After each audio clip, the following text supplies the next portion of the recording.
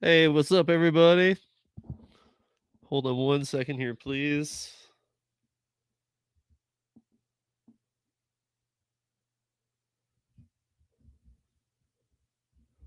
Just making sure all the volume is off on any devices so that nothing beeps or whatever. Because that seems to happen on me a lot.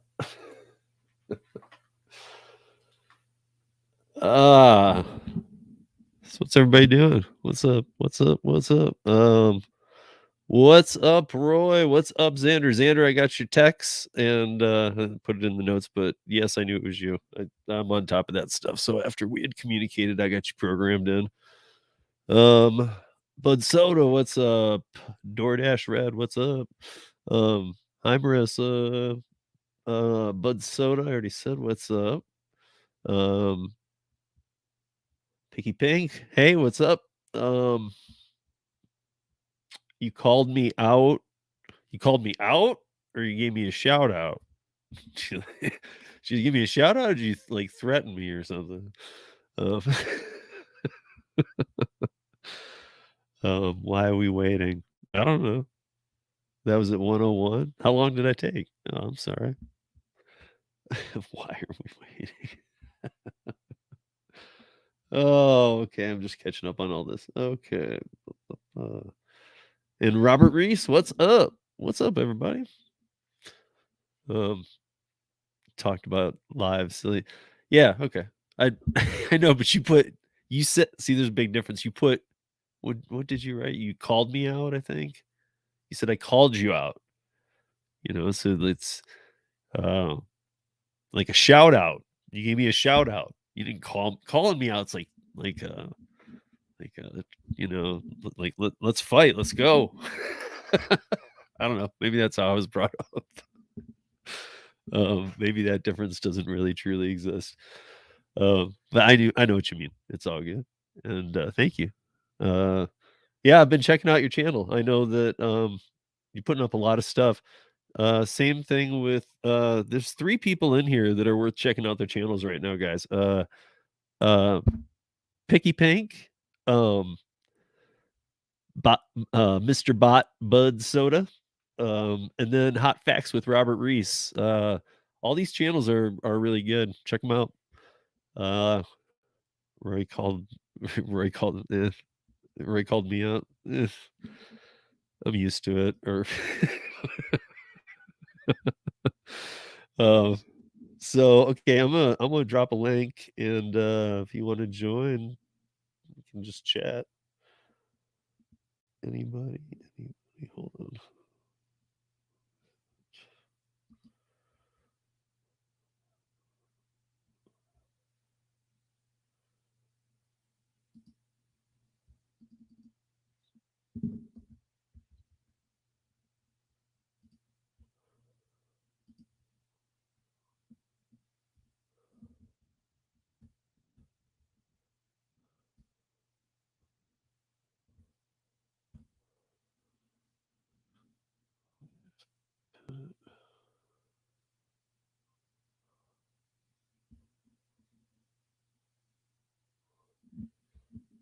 All right, that should do it. What's up, Drone? How you doing?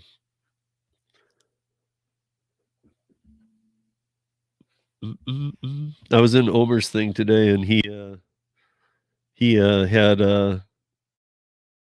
um before I even opened my mouth, he had a uh that one para thing went wrong for him, so I came in as para support. So uh yeah. What's up, bro? What's up? How you doing? Speaking of para, Grubhub seems to glitch out a lot. I don't know why. Yeah. It's not a huge deal. So is the Uber Eats beta mode to any beta users using it. So we're aware it's being looked at. Yeah, I mean, I just know it went remember, down once when I first started. yeah, I mean, the best thing you can do is just do what Bud Soda just did, and just make sure to tell me, or if you know any other people over at Para that are in that, you know, up in the top tier, not just like none of the groups or anything. If you start mentioning that stuff in the groups, they may kick you out. So,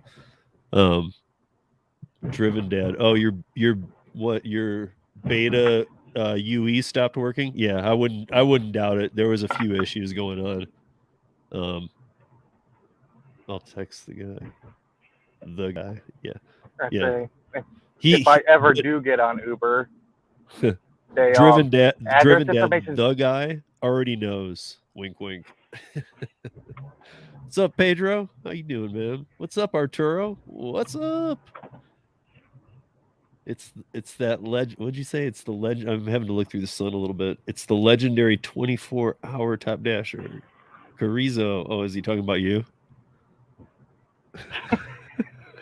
19 You're the one hours always today. working. And I know he's not. You're not a top No, dasher. I took 2 days off. I've been very naughty. I need to work more. You took 2 full days off? Saturday. You didn't? You were working last night. Yes, I did. Monday and Thursday. Oh, okay. So Saturday I wasn't even to 1,000 yet, so I am really hurting right now. I am just barely over 1,000 right now. Yeah. But yesterday was slow. I'm staying steady today, but I need to be at a $50 an hour pace, and I'm at like barely over 20. Yeah. Yeah, I know. I'm crazy. You gave me the crazy look. No, dude. I mean, I'm sitting here thinking like, man, I hope he's not like in any way like thinking, damn it, it's because I took 2 days off. It had nothing to do with those, and you need to know. It's not. Dude. It is. It's not. Pedro, were you throwing your 2 cents on this one? We all know Bud Soda bust his tail, dude. He's just gonna chastise me. Will you just chime in here that like taking 2 days off, like this is a good thing, and it will over time pay off. You'll still hit your goals, man. You're also going to be healthier, bro. I not hit my goals, even my bottom for 3 weeks in a row. You'll live longer. You'll live longer to enjoy whatever you build over the next few years. The health department came to recertify my guy who does the pizza truck. He did a really nice job cleaning it up, and they still yet to reissue a permit. So he can't operate until he has that stupid permit. It's like, are you serious right now? What's up, Tony? Hey, what's up? You do need to take some time off to make it a little more sustainable. Well, I was going to have a bros night last night until I saw my earnings, and I was like, oh, I'm in trouble. I got to work. So, yeah. Pedro said he'll sponsor a day off for you, Bud Soda. This day off is brought to you in sponsorship. Got a $1,000 check to send me? That's the only thing that's going to make me take a day off. You've never had $1,000 day. You've never had $1,000 day. I think my best one was $624. I only had $1,000 day due to bonuses from Uber dropping on the same day as earnings. Yeah, you can't count that. That don't count. That's not harder. I mean, that's like me saying I had a $1,500 day because a referral money came in 5 years ago. Well, if I didn't go out and work that day, then I wouldn't have got any of that bonus money. Right. Yeah. I don't know. Something doesn't feel right using that stat, though. I'm going to let you guys go because now I'm back on the road, so I don't want to have dings and stuff going off. Yeah. All right. I just wanted to pop in and tell you, Bud Soda, sometimes you do need a break in order to continue the streak of high earnings. Take one low earning week and then use it to recharge. Well, I've already had that week. I appreciate that, Tony, if you can still hear me. Hey, I told you, where is it? I told you not to touch it. Arturo, is that you? Because I see that you're also in here, and I know you're always screwing with me with these things, and I've seen it before. Anyway, nobody put that thing in timeout if we don't know what it is.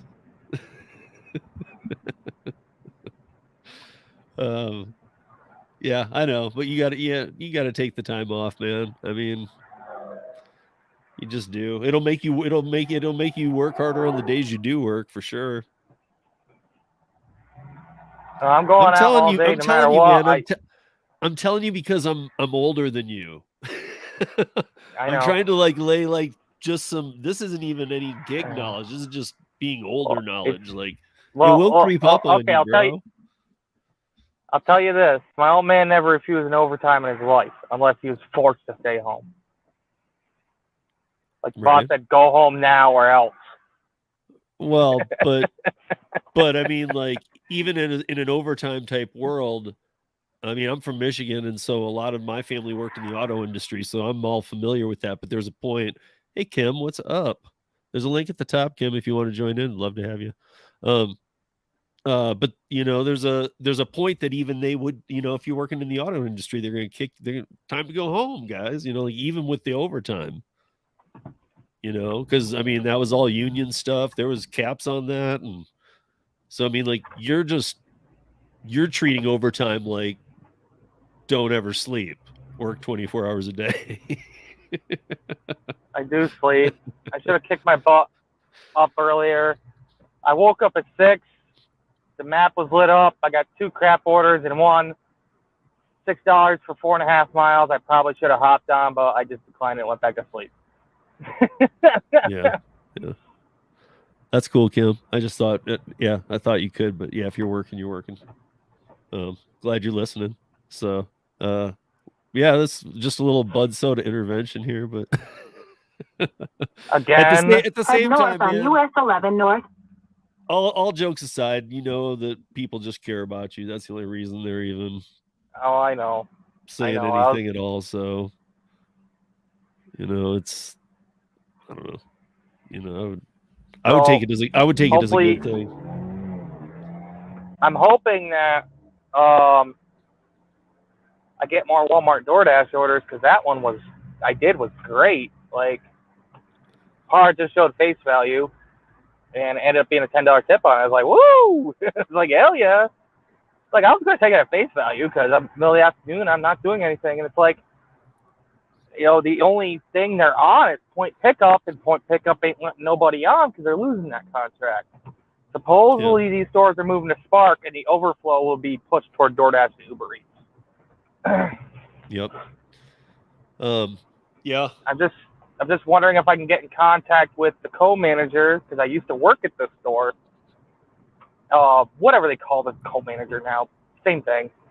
And I could be like, hey, can you push more orders my way? I'm on DoorDash, and I know you guys are short-handed on point pickup until you switch over to Spark. You know, what I would tell you, and this isn't from a point of view of you, the gig worker.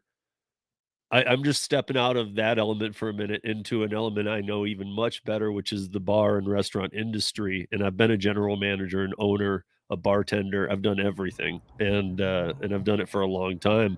So I would tell you that even if your connection is with an AGM, an assistant manager at the restaurant, I would somehow, even if you've never met him or if you know him by face or whatever, if you're serious about something like that, go to the GM. Because I'll tell you this, I've ran a lot of places. AGMs can say a lot, and sometimes they have a lot of input, but nothing will ever get done. Go to the GM. Find your path to the GM and tell him the problem.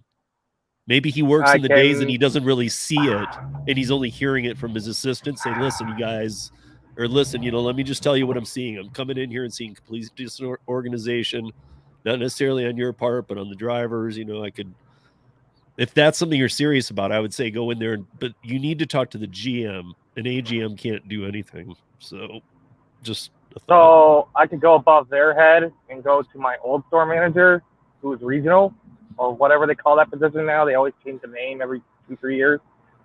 And I could ask him. I did try to reach out to him on Facebook, but I don't think he ever gets on it. And I think an AGM, I think an assistant manager is undershooting. I think going to a territory manager is overshooting. Again, you want to go to the GM of the locations. If you're really serious about it, if you really want things to get done, go to the GM of this location. And if there's 5 places, go to each one and meet the GMs. Plus, you'll have the, you know, I mean, if you're talking about a chain, let's say, and there's I know. 5 of them or 4 of them, you'll meet one, and then you'll be able to meet others because you met that one. So as soon as you get an in with one, not necessarily name dropping, but you know, it'll be easier to start doing that. It's far. You'll meet. Well, Robert Reese, what's as up? a former 8-year associate, sometimes you do just have to go over someone's head. Jesus, what's up? No, I'm not. No, He's yeah, like I'm this not close saying. to the camera. I was like, whoa. Oh no, let me go ahead and back up. I just now got in from doing some stuff, so I can't leave my man Steve hanging. Look, I still got the face mask on. Let me get that crap off. Yeah. So no, I'm not saying go. You know, it's not going over their head. It's just it's going to the right person.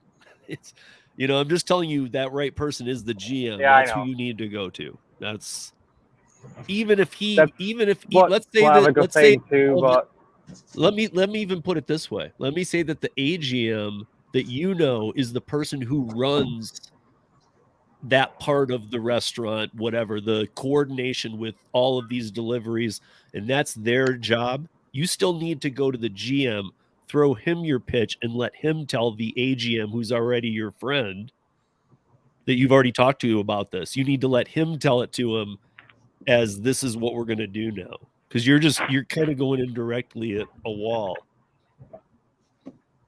I know the store manager, but I've never really chatted with her too much. But I know for fact that I got pushed to preferred driver at my local Taco Bell because I'll get all their catering orders. I've asked other drivers, they said they never ever got one. And you know, the fact that I'm out almost every day, so I'll get those $15 to $25 orders, and it's nice. And you know it because DoorDash will put $8 to $10 on it, and it'll be a lot of items. They'll make you take a picture of catering bag, and they won't give you a stack. Jerks. But again, though, like, I'll go to my days as a, you know, because again, I've done all this stuff, but I've done many years as the GM and all that stuff. And I know that if I have other people running things, I still understand that and have a hand in it. So like, even if like, I'm sure that it's on some level, these restaurants are tracking, even if it's just by word of mouth, that, hey, these delivery platforms are really just kind of shooting us in the foot, or else they might even be getting very statistical and like, hey, look at these wait times, or if it's high food, if it's a higher end food, you know, I'm sure they're tracking food costs because I'm sure they're throwing away bags with unassigned orders, because there's a point where a restaurant's name isn't just like, well, that's just the DoorDash stuff, like, you know, just let it go out still. You know, there's a point after like a half hour or something, they're just gonna be like, throw that away because we're not even gonna send that out. A lot of these restaurants, including the franchises or the corporate owned spots, they need to invest in a dedicated cooler freezer area and a dedicated warmer just for the food. McDonald's needs to figure something else out because they're one of the restaurants that puts drinks in with the food. It's like, why do you do that? I know it's convenient for some people. I hate it. But that's just me, because sometimes I hear back from the customer, like 1 out of 100 McDonald's orders I do, the drink was warm and the food was lukewarm at best or cold. It's like there's nothing I can do about it because it was just sitting there open on a shelf. Well, we only have there's only one actual place that does that where I am, and they actually have a station set that up. It kind of, and it's Pyology, Pyology Pizza. That they have a whole warming little thing for the pizzas for the driver. I have not seen that at any other place, and except Pyology. I think more places should adapt that, but I do think that they're going to say, well, it's going to cost more and all this and all that other stuff. They're going to start using equations for different bills to put in why they should not do it. They're going to put it up on the drivers and stuff like that. So, but one place I know that it's smart. What's funny about the pizza joints is they can get away without having a warmer because they can just throw it right on top of the oven and it's plenty hot. But like, all of my pizza joints have warmers. And the one that doesn't, the pizza truck, he just throws it right on top of the oven. I've never had an issue. And it's my Dairy Queen has heat lamps in a little fridge cooler. They got, it stays around, like, I think they set it at like 33 degrees, so the blizzards stay pretty much frozen. And then I got Wayback Burgers, which is kind of like a Five Guys. It's a smaller franchise, but they got a cooler for their milkshakes, and they got warmers for all their food. The food can sit there an hour. Yeah, it's not going to be as high quality, but like it can sit there and get passed around, and the person's still going to get hot food. It's not going to be like bad. But it's it all depends on the delivery person though too. It's I mean, you, Bud Soda, you take pride in your work. You use hot bags. You do all the things you're supposed to do. A lot of people don't, and a lot of orders have been unassigned 1 or 2 times, and they're already cold when they leave the restaurant. Your hot bag ain't gonna make it magically warmer again. I mean, there's only so much you can do. If you pick it up and it's barely warm, your hot bag's just gonna keep it barely warm, if even. Hey Xander, what are you doing? You should join in here. Well, yeah, those hot bags, a lot of those hot bags they give you, it's just for, just to say you have something. A lot of them really aren't that efficient and effective for doing the job, because you never know where you're going to be driving these things. If there's traffic, you're stuck there. That's why it's always good just to go and get something else to help you out there. Try just to alleviate that problem right there. That's a headache I don't want to have. Customer, be quiet and let's get this thing done and let's go. It wasn't my fault, but now I have equipment like that, so I'm going to make sure it's not my fault. Yeah. But we all know, it's at that point where it's your face, even though the customer knows they ordered from DoorDash, they paid DoorDash, and their credit card bill says DoorDash. It's your face they think of. It's right. Right. That's all the apps have been. The apps have done this intentionally.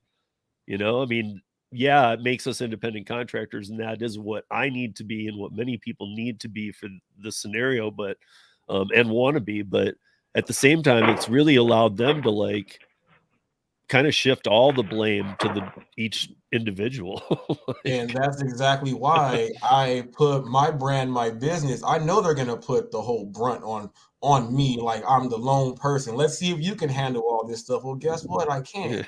And my business is not going to be put in that group. I got to make sure that where I'm going, forget about who you ordered from. You're getting me now, and that's the only thing that matters. If I got to troubleshoot and fix and do things like that, that all comes with the territory when it comes to my brand.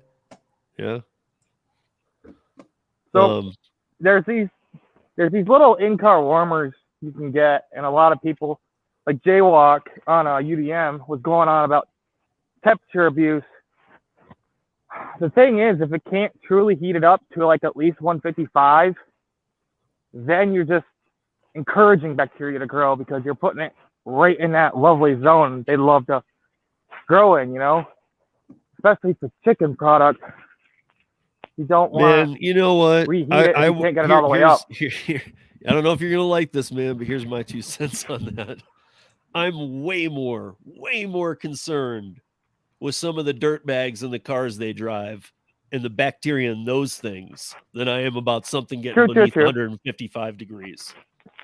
You're dead on there, Steve. You are dead on. I've had people come in. I was like, is this a hoarder dropping off my food? What is going on in that car? I'm like, what is this? And see, it's hard for me because you guys both know that I most, even though I do I do Shipt, I do lots of curry, and other things now, but most of it came from Rideshare, so I had pride in my car. My day ended with filling the tank up, washing the car outside and inside. It was ready that next morning with a full tank of gas, and my car looked spotless. And these delivery drivers, some of their cars, like clothes bags next to the food bags. I don't know what's going on in those things. Well, a lot of drivers don't understand. They're still stuck on the part that I'm just taking and dropping off an order. That's where they're stuck, and they don't understand that appearance and ambiance counts for a whole lot. And you never know who you're delivering to. You could be delivering to someone that's OCD and who's a real neat freak, and what they just saw you come up there and was like a total disaster, and they are gonna have the worst experience because of that. You got to clean that stuff up.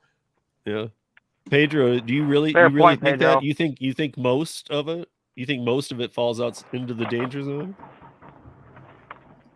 Oh yeah, guarantee it.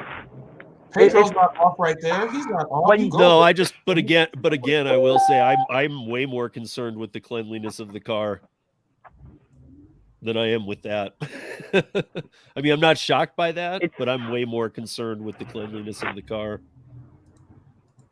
Like there's rapid chilling methods, and like if you don't rapid chill something, bacteria can grow. Like if you just put it in a 40-degree reach-in, it ain't gonna get cold. You gotta like not put it directly on ice, but indirectly on ice. And like Taco Bell does that with their carryover. Like just for an example, because I used to work there, and he is right. He's 110%. Like I'm all about the food safety. I'm sure you know a lot about it, obviously, because you work the industry. More the bar side, but I imagine you had to help the kitchen before.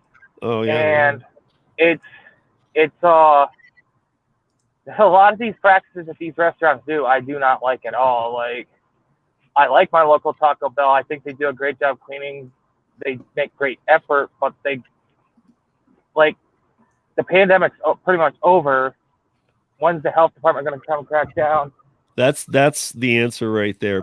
Pedro's right. So like when you're talking about me running a kitchen or me running a restaurant or a bar, all the years I've done it, like that's the health department comes 6 times a year, more if they don't like the last time they visited. You got EcoStar coming through, checking for infestation. I mean, you have so many different hoops you're jumping through in a constant basis too. It's not like at the first day of the year you do all of them and you're good for a year. They're coming in your place all the time, and they're announced. They tell you they'll be there, and if you're not there to meet them, they're going to do the inspection anyway with whatever manager is on the location. So it's night and day, and you're right, it can't be regulated enough, because I mean, I'll go back to my point, Pedro, when you say it can't be regulated and what a nightmare. I'll even go as far as to say they can't even regulate it to make sure the cars are clean. No way. No, I'm not. I'm not saying have too much government regulation. I'm just saying there's simple things that can happen to make sure that things are like, as far as the temperature regulation, like it's not. I don't think it's a big burden to ask someone who grosses $1 million a year in sales to put in warmers and coolers just for food to go food. I don't think that's a big burden. I'm not for government regulation, to be honest. I'm very laissez-faire. That's the word I was looking for. But otherwise, I do have like a big food safety concern. Yeah, there's a lot of these scumbags out here. Like they don't use a hot bag. There was like this one dude. I saw the slip. I thought he was just grabbing his own food, but then I saw the slip as I looked back at him. Like, I love dogs, but he had 6 dogs in the car. And this dude, you could tell that thing was like a freaking horrible mess for him. It's like, how are these dogs not going to tear into that Taco Bell bag, They're going to smell be all over it. You got to have Big Bertha Utility May to protect that stuff there. See, and now that's an order. I don't often get too deep into the actual carrying it up to the door and stuff like that and all that kind of stuff. But like that is a time I would want to see the hot bag used right to the door, because I would look at that and go, gross, man, with those dogs. And I'd be like, okay, this guy better be carrying a hot bag with my food and it's zipped up. He better not just pull it out of a hot bag that maybe had a ripped zipper or no top or something, and the dogs were just jumping on it. I don't know. I'm already imagining all these disgusting scenarios, man. It's one of the city dashers for sure, because I've seen the car before, not with all the dogs in it. And then I'm like, oh yeah, it's got like a different door. It's got a different colored bumper. I mean, it's a little rough looking. They're definitely, poorer. But I mean, at least try. there's literally a spot in the city where it's a free vacuum cleaner. It's not the strongest thing in the world, but I'm not. You know what? Rideshare is different. I will give it that. And I mean, for interior, obviously, that's one thing, but like exterior to the whole ordeal with rideshare, a little different of an element, but you're kept within, different standards too of what you need to drive, at least for your model. But with delivery, I would just hope that people would just care enough. Like it does, if it is if the car is kind of a beater, I actually, I'm fine with that because I understand that that people are trying to hustle. But if it's a beater and there's some issues, clean it. There's no reason even you can clean a beater, dude. Just clean it. A beater. Yeah, it doesn't matter though. Take pride in whatever it is you have, even if it's a piece of crap. Just clean it. Like vacuum the inside for your own health and safety. You should never smell anything in there. Don't smoke in the car. And even if you do smoke in the car, that's something you'd have to give up, in my opinion, if you're delivering food. Absolutely. I've had a guy, and chain smoker, and you can tell he was a chain smoker. He had empty packs, and he even had an ashtray sitting on top where the ashtray is in his car. And he smelled like the pool hall. I hate that. Oh, guys, we got a special visitor here, and I love it when he comes on. Wow, ladies and gentlemen, the CEO of DoorDash, Tony. All right, people. This is what happens when you say my name 3 times. All right. Oh, yeah. So, you guys all talking about hot bags? I'm distracted right now. I don't know what I'm supposed to be looking at right now. I just got the Wi-Fi working at DoorDash headquarters again. No, Tony. So we're talking about the the driver pay thing again. Oh man, help us out a little, bro. Like I said before, I got a $6 gas, man. I get 8 miles a gallon on my Bentley coupe. That's not good. I don't know. I think that joke was funny 6 months ago. Oh my goodness!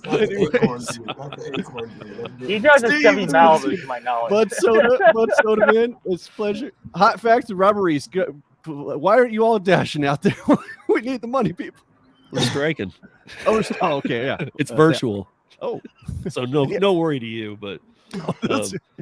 No, but seriously, Tony. I mean, I mean, and look at your gank house too. Woo, last time it even looked a little better, but now it looks break room. It's your break it down room. So anybody have questions for Tony? Come on, guys. It's only rare that we I'm get an open here. book when I'm on Steve's channel. How are you feeling? How are you feeling about Para? Are you liking Para again? Para. Oh, David, that was a pleasure meeting him finally. Yeah, right. I know. I hooked that up. I called him, got him in there. But I mean, how are you feeling? Are you cool with it? Yeah. Well,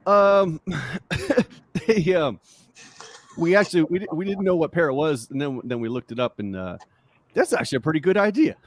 Yeah.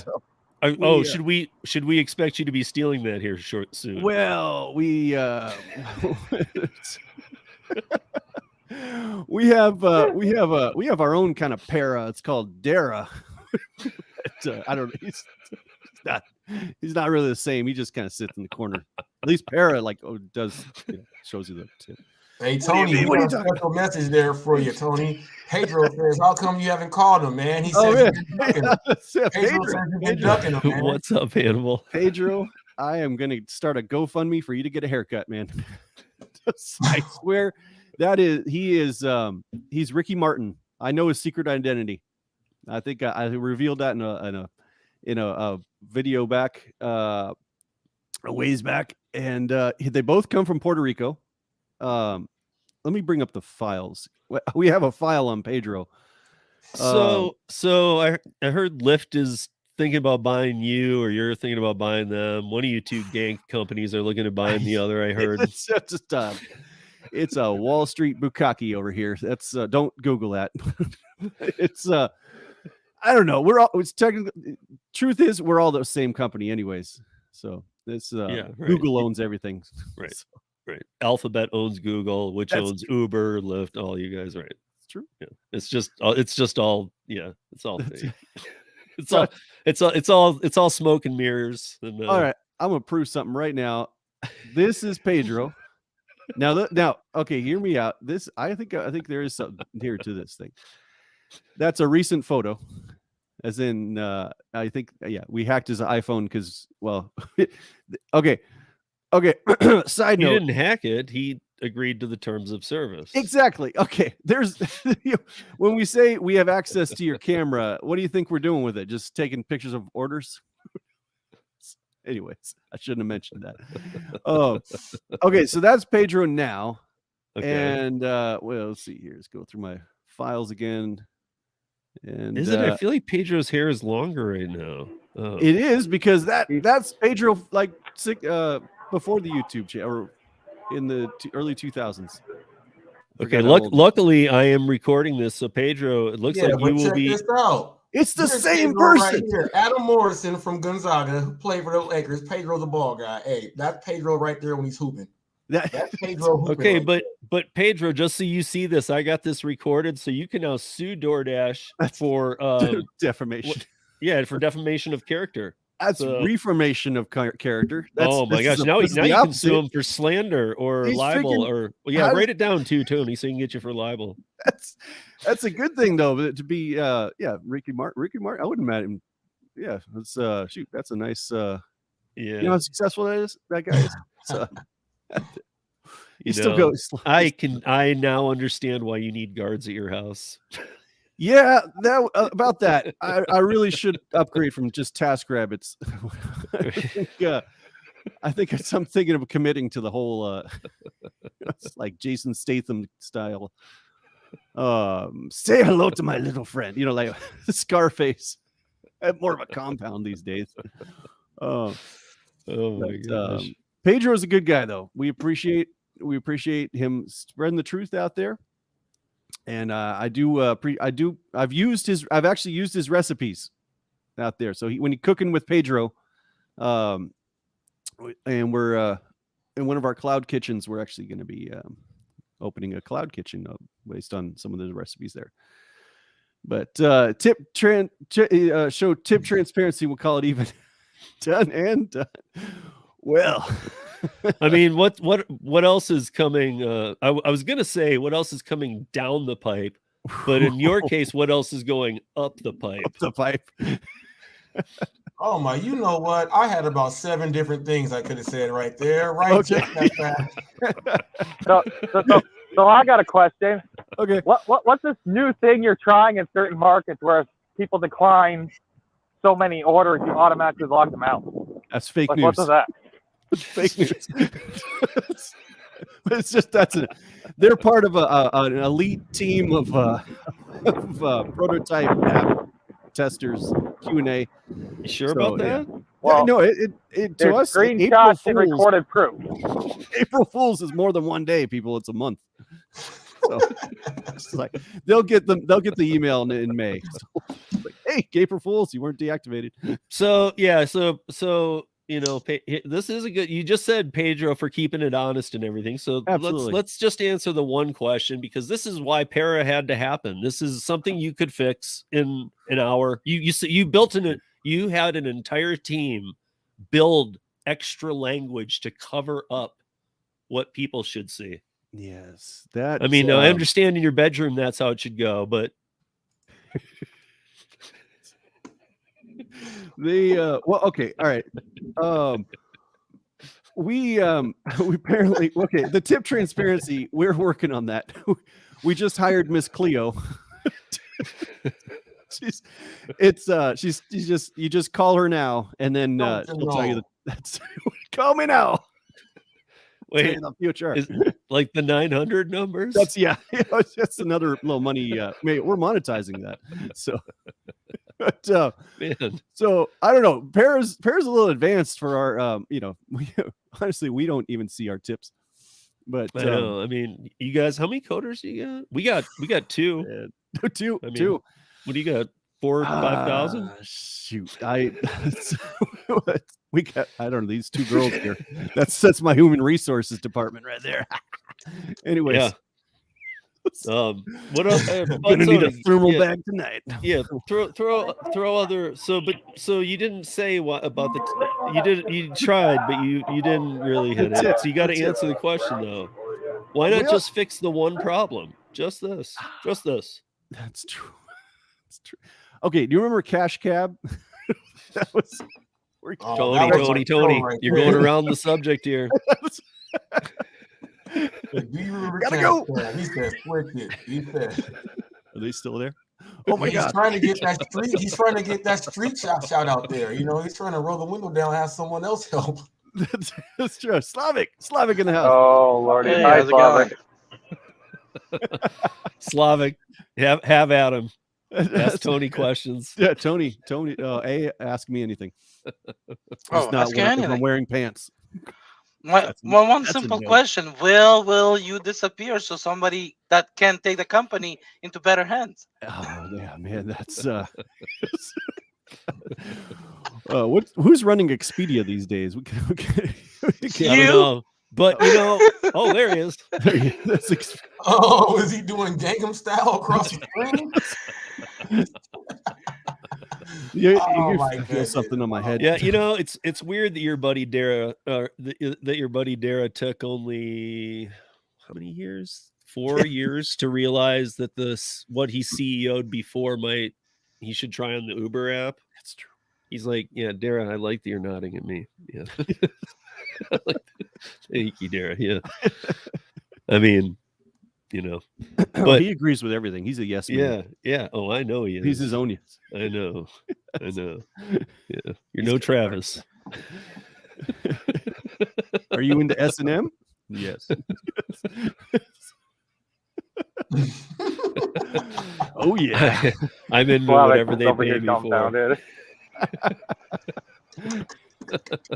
Welcome to the Sunday Zoo, folks. Don't touch the wildlife.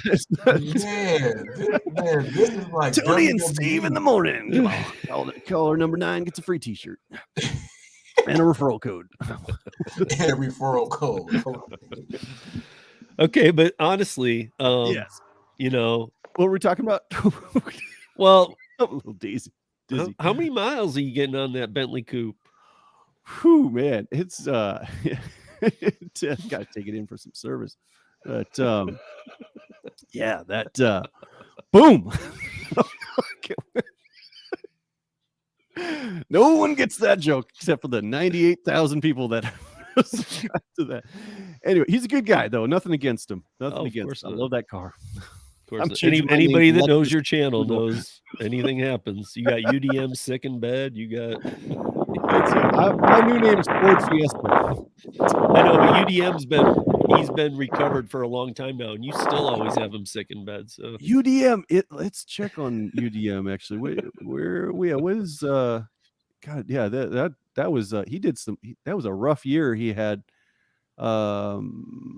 Let's see here. Right, but he's recovered from it, so he should be out of bed. Oh, I think you're going to keep him in bed forever. I don't know. It's just the way that company operates, man. Shady bunch of fellas over there. It's telling me. Oh, wait. What is it? Oh, that's the wrong one. Who's this? Oh, that's the train. You got the professor in there. Yeah, that's Gig Rocket. All right, there. Okay, wait. This is that's two girls, one stacked order. Wait, where am I now? I'm at Flex's channel. Horsepower going now. He's got horsepower. Yeah, that's right. The gas is too expensive. You might be old if you get the joke.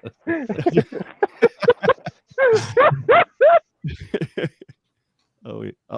Where'd we go? Oh no, we're in Ghost. The set of Ghost, the sequel to Ghost. Oh, see, this is the House of Rideshare. This is Open Dara. Oh my goodness. That's supposed to be private. Oh my goodness. That's a David Hasselhoff pose right there. That's the band. All right. The band act together. Sensei's office. I think this is just the group, pop group. Oh yeah, this is the This is Uber at 20,000 feet. Take on a Twilight Zone episode. I don't think. I think I'd say UDM is out of the hospital here, or out of the bed. I can't find him. Yeah, I don't think he works your apps anymore. Large bed view. Oh wait, no, Uh-oh. that's that's something else. That's for my YouPorn channel. My OnlyFans. What's wrong with you? Too much free time. You ain't on. I'll tell you. Honestly, who has not spent hours watching Joe late night? Come on. I'm the only one awake. Guilty.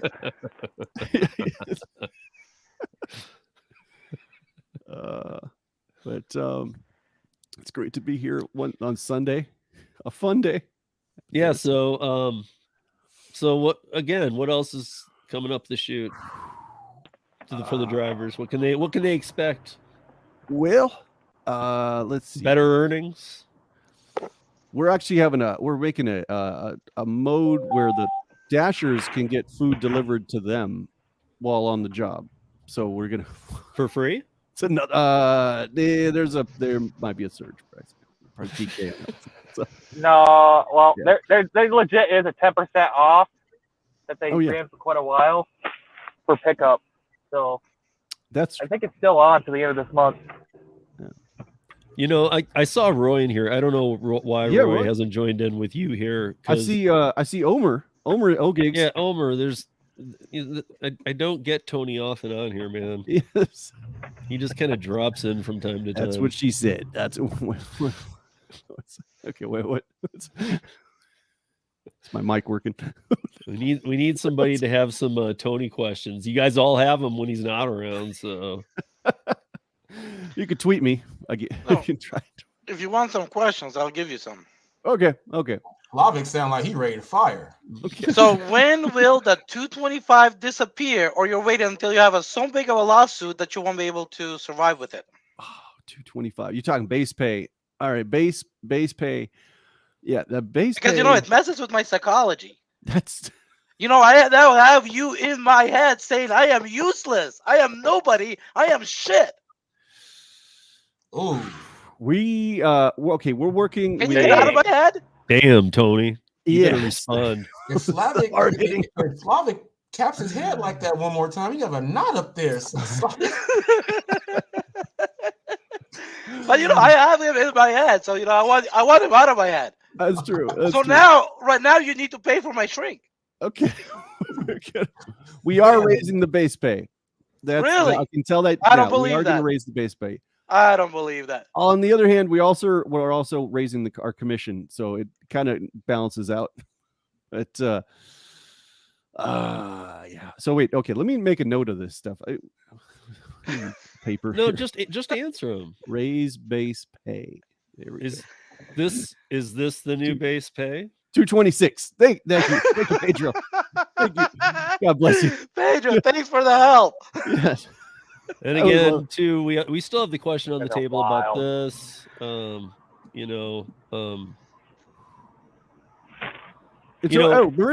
first of all, why would who's merging with who? You guys are both trash. Oh yeah. I mean, clearly the ethics fairy did not ever touch you guys. And we hit the that $7 catering order. But I mean, clearly it's just for the database. You're not wanting pink mustache rides. Well, you might be, but we're working with local law enforcement though, because we're kind of suspicious on anyone who orders a small coffee at McDonald's at 11:30 at night. So you may be getting a little detective bonus pay coming here. It's a sting operation thing, but that's coming. That's in the works. Let's see here. What else you got? Yeah, there's got to be. Come on. There's someone there. There's a Marissa there. Is it Eden? Yep. She's asking about the Lyft merger. Yeah, that's what I just showed him. That's right. I thought. You mean my marriage? That's what I'm talking. This is what I was talking about. Was the Lyft. which John of Zimmer. you is more worthless, and who's buying who here?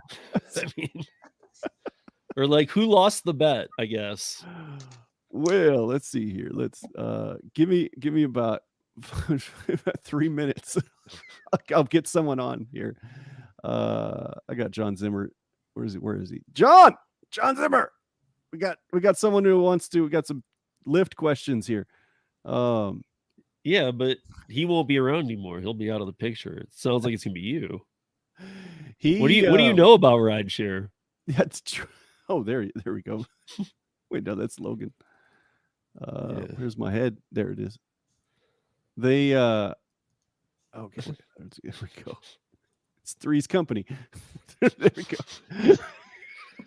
All right, guys. Seriously, what do you got? The three of you, just the faces alone, I'm unsold. Come on, knock on our door. You're missing two things that look good. That's true. Oh yeah, wait, where's my? Yeah, there we go. You're your age there, bro. Yep. Oh God, I'm gonna get some. Those girls are just for show for Tony. Once he goes offline, he brings those guys in doing the same thing. Oh, there we go. Foreground. Yeah, that's right. What was the question? They're getting dances. The question is, which one of you losers is going to be running the company if you merge? Okay. Oh well. I mean, is this gonna be like a three-way CEO position? Okay. When's Para gonna accept our offer for a nice little buyout thing? We got the cryptocurrency waiting and ready for. Oh, we did. We got the gift basket. You did? Okay, good. Thanks, man. Para Dash. That we're thinking merging with Para Dash. In that little space in San Francisco that we do have, there are your cease and desist letters are framed on the wall. Oh, good. Yeah, it's good. They truly are. So they're lemon scented too. So yeah, they wwere expensive, man. That's true. you really were going all out, man. Yes. We take our serious. We have nothing better to do with our legal team, but I don't know who's running our legal team over here, actually. Nobody. What about these random lawsuits like that one in Washington? Yeah. Oh, you pay that guy hush money? Wait, hackers? Are you talking about the hackers? Wait, forget what I just said. Wait. Not your hackers. There was no hackers. We didn't get hacked. We already know about your hackers. We don't need to talk about it. Everybody knows. It's not a secret. No, it's perfectly natural. Every company, every app crashes now and again. I mean, you know what nobody's seen this entire year? Nobody. I don't care where you live. If you show it to me, then I'll give you more props. But nobody has seen. Hold on. Okay, there you go. There's some people. I'll tell you.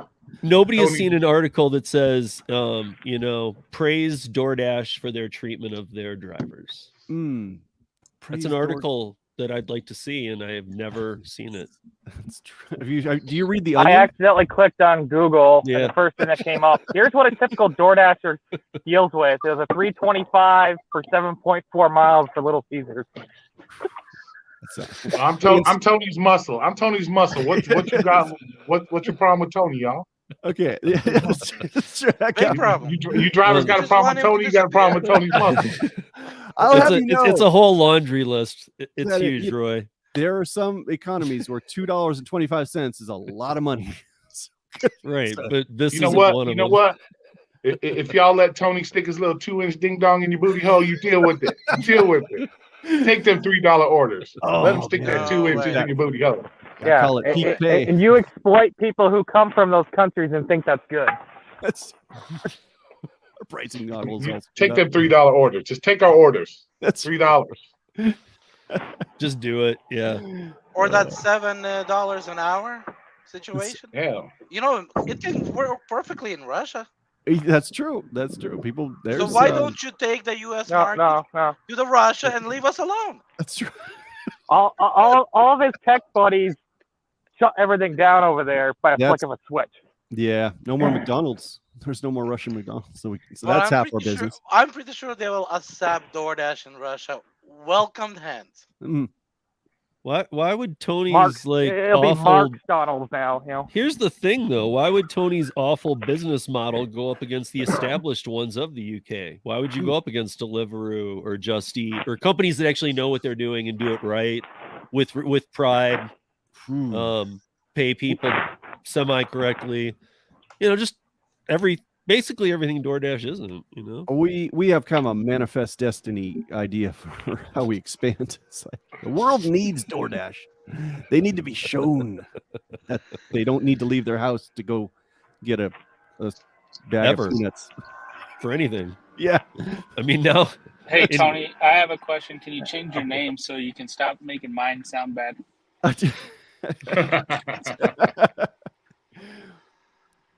Actually, how do I add like a animated GIF for my name or And follow-up question: are those girls authentic, or are they they're identifying as girls? No, they've been they're some of our veteran employees there. They've been around. So but I mean, are they like they're W-2 X chromosome or XY? That's right. Why does Tony care? They take the $3 orders. That's all Tony wants. They take $3. It's here in California we don't ask they're non-binomial. Okay, so that answers that. They're not real. Yeah. What do you think, we're going to get sued? More than we already do. Anyways. Right, but so yeah, exactly. I mean, more than you are. You know, if you got sued less, you could put half of the money that you throw at legal towards drivers and actually improve their lives. It's true. And have less problems. We don't have to improve their life. They're willing to do it for us for free. So why do we have to improve it? I'm just offering him why should Tony improve their life when these dashers don't want to improve their own life for themselves? Why should Tony do it for them? Well, can I answer? I'm going to answer anyway, Roy. You got the mute button, Steve. So you like I know, but yeah, turn Tony's muscle off. You're taking the air out of the room. Oh, no. No, but I'm offering him a better way. Yeah, that's true. You know, and then it wouldn't be all too many people onboarding, because the ones that are doing it are happy, making money. They're doing it more often, more regularly. They're doing it it would actually help you gauge how many dashers you need at a time. I'm listening. You're not, though. It's pretty noted. That's how I feel like a meeting with you would go. Like, yeah. I'm listening. You know, you're not, right? But Tony has one question. What would he do with the $225 orders that nobody wants to take if he no longer has those new dashers coming in to take them? But they're taking them. They're taking them. They're going to continue. But if he got rid of all of his legal woes, that would he could take half that money that he's already spending and just sprinkle it amongst the dashers that do good, and there wouldn't be so many onboarding, because you would get it down to like how Grubhub used to operate, where they onboarded slow and they contained an area with the right amount of people working. That's true. Not 6 times as many. I know it's true, but oversaturation. Yeah, that is your middle name. That's my nickname in high school. Oh, hey Tony. Also, were you modeling your McDonald's program for coffee off of your own orders? So the what? Oh no, no, we're not using company logos without. No. Your McDonald's coffee detective work, is that based off of your own orders? That's months of analytics with our top developer team that says that there may be a connection between serial killers, and single small coffee orders at late at night on DoorDash. But you got a question here. Oh yeah. So it's Tony. I see dashers wearing the same red masks from last year. Can you email them and let them know it's okay to take them off? That's true. I see dashers. They don't know they're dashing. I'm ready to tell you my secret. 6 dash. Anyway, yeah. I mean, or if you're needing them to still wear them, could you send them a new one? That's true. It's pretty gross. Where's my mask at? I thought I had I've seen a dasher mask that dang near looked burgundy. It wasn't red no more. I said, what's going on in that mask? Yeah. Motherfuckers are gross. That's why that's why Tony don't give them more money, because they're gross. They don't take care of themselves. They don't clean their cars. They don't use hot bags. Why should we give them more money if they don't take the money if they don't take the money they get serious now? Why should we give them more money? How hard is that's it? Tony's position. Can you pizza bag people? Can you at least buy the bags from the same company Grubhub does? You know, so the food would actually stay warm. Hey, Tony's muscle uses a DoorDash bag, and his food stays perfectly warm. So I don't know what kind of bag you're using. We're gonna do a whole session on that on our next year's DoorDash Con convention coming up. DoorCon. DoorCon. there we go. DoorCon 2023. Come on down to the LA convention center. Right. It's back to back. It's back to back with a Amway convention. You paid for the whole seat. You're only gonna need the edge. Hey, Tony, who's got wind? $7.75. Bud soda. Oh, you got some Bud soda. Are you dragging dead bodies? And why should Tony pay more? Why should Tony pay more when you got people complaining about filling up a soda? Why should Tony pay more? If you don't want to fill up a soda, why should Tony pay you more? Only you right there. This thing is all about you gotta run it right. If you ain't doing it right to make your own money, it's kind of like you don't care about yourself. You gotta get out there and do your own thing, man. It's not the company's fault. You know, you gotta do you. What's up, bro?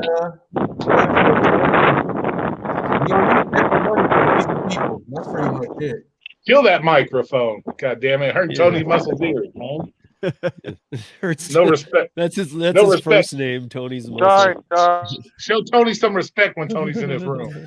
Put some respect on his name. Turn that shit off. Let me get my cool glasses on here. All right, there we go. This week on Miami Vice. Let's see here. Oh, there we go. Transitional lenses. All right, now let's go to the clubs. Yeah, they low DoorDash. I need to double check what's unassigned. Check more. I might be able to press some buttons on that. Don't take that away from me. We got you, Monroe. You make me wait at a 30-minute drive-through in Wendy's. I'll not be very happy. That's true. Because they decided to lock their doors 5 minutes early. Let's see. Come on, guys. I know that you do all of you do more dashing than me. What's a good door if you had them in a room, if you had them in an elevator? Elevator pitch. Yeah. Well, let's say that all of us were in an elevator, one elevator, and it got stuck for 15 minutes. Ooh, that's a M. Night Shyamalan movie. Yeah, actually, you might not live through that. Actually, He wouldn't. He wouldn't. By the time the 2 minutes up, he would be turned into a mashed potato. This is actually Roy speaking. If I was in an elevator with him, this is Roy speaking now. If I was in an elevator, I wouldn't ask him jack shit because you know what? It's his business. Just like every independent contractor wants to be their own business, you don't want to be told how to run your business. So why should we be telling this man to how to run his business? You choose to sign up with this man to work for his business. So why should you say anything about how he runs his business when you don't want people telling you how to run your business? Well, let's pretend that he's open to the conversation. He's telling us how to run our business. You know, no. Let us not learn one thing that history has taught us, which was with Travis, a major turning point on gray ball and everything else was when Travis went off on that guy and got caught on dash cam. That was a huge moment. Yeah. And that was needed. And that guy and Travis had a full conversation with him for 11 minutes. That's true. I mean, so they, he.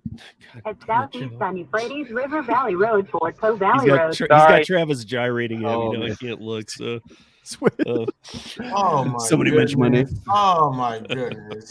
I got your cloud kitchen right here, bitch. I mean, like that was like that was. But that's true. No, he. So he was willing to talk. So let's just pretend that you're willing to talk. I think after the Travis incident, there's no way in hell like any CEO is going to use their own product. Like that is. I don't think Dara is legally allowed to use an Uber, so he will never. The company it would cost too much, even if he just sits there quietly. So the internet's going to blow it up about like, oh, look at that, the CEO of Uber didn't thank the driver on the ride or something like that. So it's Mr. Ben, was it Bennett? It's a Benetton ad. Oh, bet on you. I'm dyslexic. Welcome, Pedro. So I got a question. Can you make a little pop-up notification when someone starts typing like they want it left at the door to just have the option to have them select leave at door instead of making me wait 5 minutes? We don't do that already? No. I gotta see what's going on. What the hell's going on with this team? Please do not ring doorbell or knock. Dogs will bark. We'll be notified through the security system, but it's hand to me. And why isn't it? Yeah, why isn't it default hand to me too? Over in the UK, they never had a lay it in the dirt model. They didn't have it. Oh, shoot. Wait a minute. Hey, Tony, I got a question. Yo. Uh-oh. Can you hear me, Tony? I hear you. All right. So sweet really, man. the only feature I want and is when a customer backs a tip out, I want like a little animated punching boxing glove to come and smack them across the face and let them know that they're probably going to get cold food. If you can do that for me, bro, I'm good, man. I hope Para's listening on that. That's not a bad. That's awesome. It's like a little warning shot, you know what I'm saying? Like a bam, you're gonna get cold food, and just smack them across the face. You give us that, I'm good, man. Okay. How about just an ice box? Just put an ice box up there for you, Pedro. Just put an ice box. Perfect. What if they actually order cold food? Tray or something like that, or what happens if do you not tip on actual cold food because you want it to stay cold? Oh, like if you order ice cream or something like that, and you don't tip on ice cream because give it to them. Yes. See, you didn't hear any of the other ideas we had, but all of a sudden you heard this idea of, wait a minute, I could say, do you want your food cold for this much? Or would you like it warm for this much? God, that's kind of the way it works now, I guess. Jesus. Well, you got to work the legal terminology in there. More likely to be. You got to put more likely. That's true. Uh-oh. Where'd Pedro go? Oh, we lost Pedro. Yep. Yeah. Boy. But that is so we don't have the pop-up notification to leave it at the door or leave it in front of the barking greyhound pit bull guard dogs or throw it over the fence. No, you do not. Jeez, no, you do not. No. In fact, most of your dashers aren't even smart enough to look and see if a door is an out-swinging door. Oh, Jesus. And then they put the food right in front of the swinging door. I hate that with the passion. I mean, how do you not look at the door? How do you not? And then they put it so close to the door, like if it's a drink, the drink just spills over instantly. And I'm like, what the heck? And that's why they get in the car and drive off. That's as common sense as breathing. It's a fire. Yeah, but don't you have to be kind of like a builder or in the construction field to understand which side the door swings? That every exterior door, I think, is supposed to. I can look at any door and I can see which way it swings. Well, no, you can, but that 18-year-old has never seen the world yet. For him, the door is a door. It always swings one way, never swings any other way. Yeah, it's true. It's just people don't. I had a customer complain I didn't put it directly in front of the door. Oh. Wait, how many active dashes are there really? You mean dashers? Dashers, probably dashers. Yeah. Well, you guys, Para had, you guys had like 250,000 people sign up for. Yes. that it's got to When be you, over a when you million had now, when you had us served in August last year, we were at about 250. There's a game 250K out of your 1.4 million US dashers. Yeah, we can't afford to deactivate all those. That's why I thought, that's when I was like, yeah, see, now Well, it's like 20%. Now he cares. That's critical mass right there. So Yeah.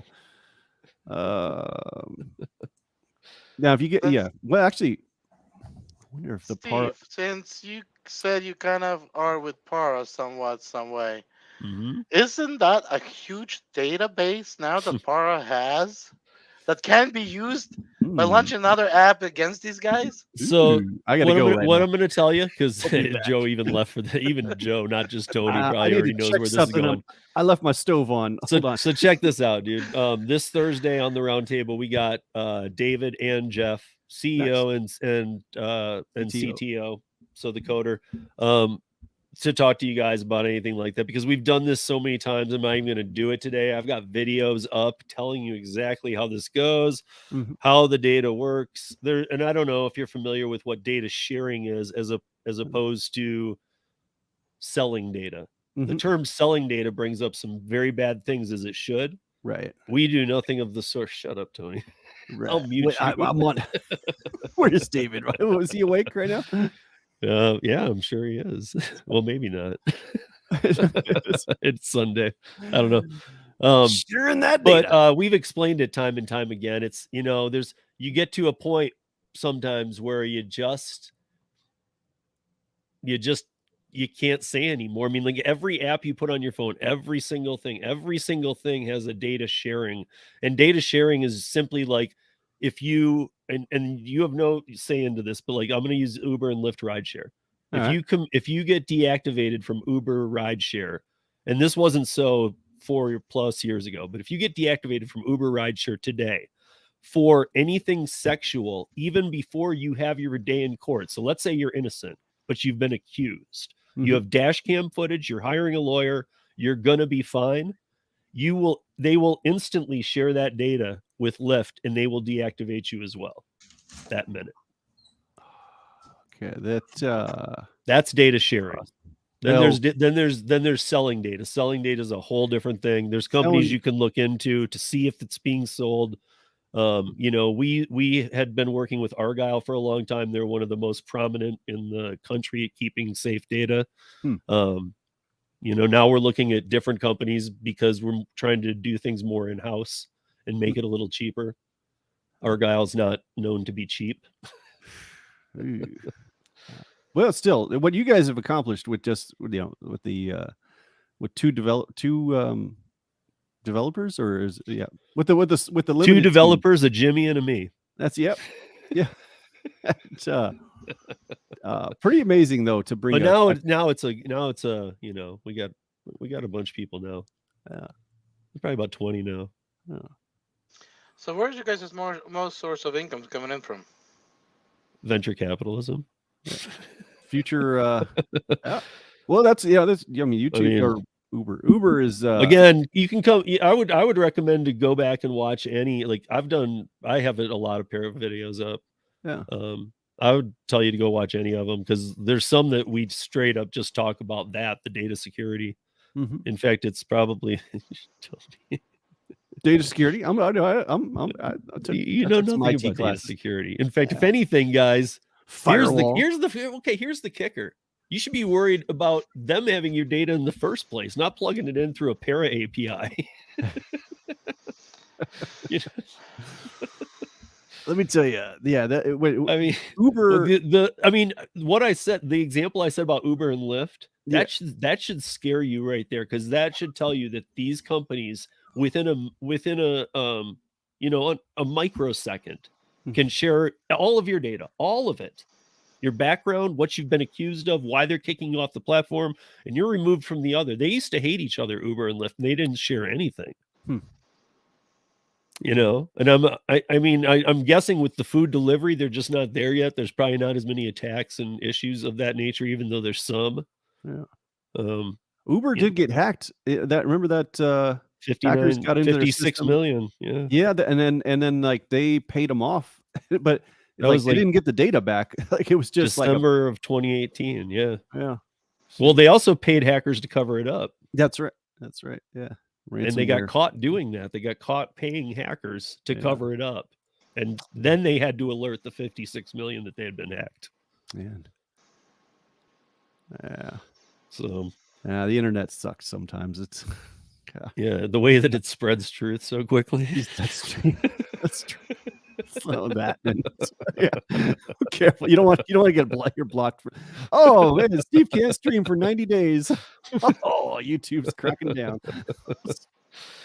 But yeah, I would actually Slavic. I mean, actually, you could even, you know what? You could come and be on the panel if you want. I would like to get to know the company more before I. Oh, you're talking about the live stream. Yeah. Sure. Yeah, I'll send you an invite because it's if you make sure you just get any of your questions down, man, because a lot of these people already have heard it from us. So if you've got them, bring them, and it'll be Hannibal, me, Gary, and then those two will bring you on too. Okay. Oh, you kind of heard my based on not knowing the company, what I just seen on my personal phone, right? And understanding how businesses run. You've seen my video. Yeah, I know. And that was blindfolded video. Right. Well, the other thing too is that so when the pandemic started, David Pickerel and I met through a project we were doing about teaching people where to find their PUA in their state, and we met through an article on CBS News where they took a plug from both of, or they took a segment from both of us and stacked them together. And then, so as I was reading this, I was like, this David Pickerel guy, and we were saying the exact same thing. I hooked up with him, and we ended up doing these, like where each state was when their PUA would launch, what you needed to do. And we kind of were answering all these questions for a while. And then he started autonomy.jobs before Para, and I was even doing stuff with him then. So when Para started, it was really out of a need for people don't just need to be able to get their data. They need more. They need way more autonomy. They need way more decision-making power. They need less timers, bells, whistles, dings. It's like the Middleton apps too. I mean, what was that? That was there was an app years ago called Maestro that I tried to facilitate rideshare drivers to it's like it'll manage the request between Uber and Lyft, and then the story of Maestro. I know. Yeah, I remember that. Well, I remember they had a huge fight with Uber. Every update, it would block them out of any kind of information that they needed for it. But and then Lyft. Yeah. Also, the way that they fell apart was kind of weird too. Like I think you already know. Yeah. There was some. One of the investors was like a cokehead. Took bags of money and left the country. And it all fits now. So I remember Uber, but they're back. They're back under a new owner now. I don't know how they're doing. I've seen them. I've actually had the new owner on the podcast. I don't know what they're doing, and I know he's trying, but it's hard to come back from. Yeah. I mean, because I know that they got a bunch of people's money too. Yeah, there was a subscription. They launched a subscription service right from the beginning of that, and it was only for Android phones. I remember that, and they kept on promising we'll have an iOS version, but that's Gary Middleton has a hilarious story about them trying to buy him out in the early days. Oh no way! They were like, we want to buy your apps and Maximo, and we'll buy them off you. And he was like, yeah, I'm not selling. And they at least wanted to say the offer, and I can't remember what it was, but it was so offensive to him because it was like, we'll give you $5,000 for your company, and he's like, I make $3,000 a month. Why would I give up steady income to? He's like, we're not going to have this discussion and all this. So, he has his own thing with those guys too. Yeah. No, it definitely takes more than just a good idea. To be out there, and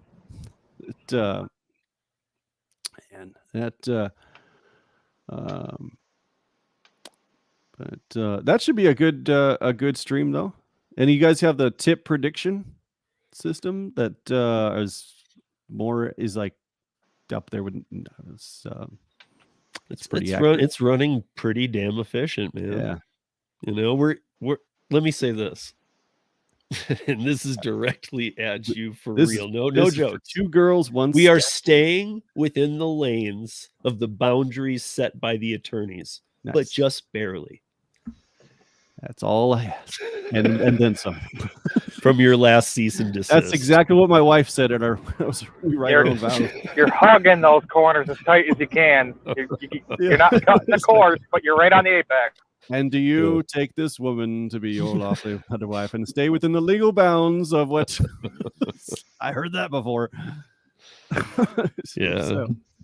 So, that is let's see here.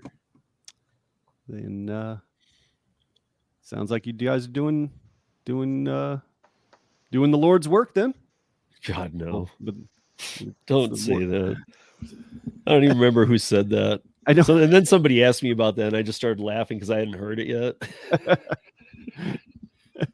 It was a creator, right? Someone.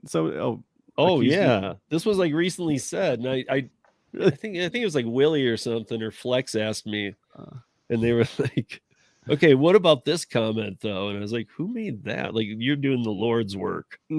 I was like, "Well, we here at DoorDash are doing the Lord's work, but yeah, I mean, unlike Jesus, though, we're kind of over gouging the elderly."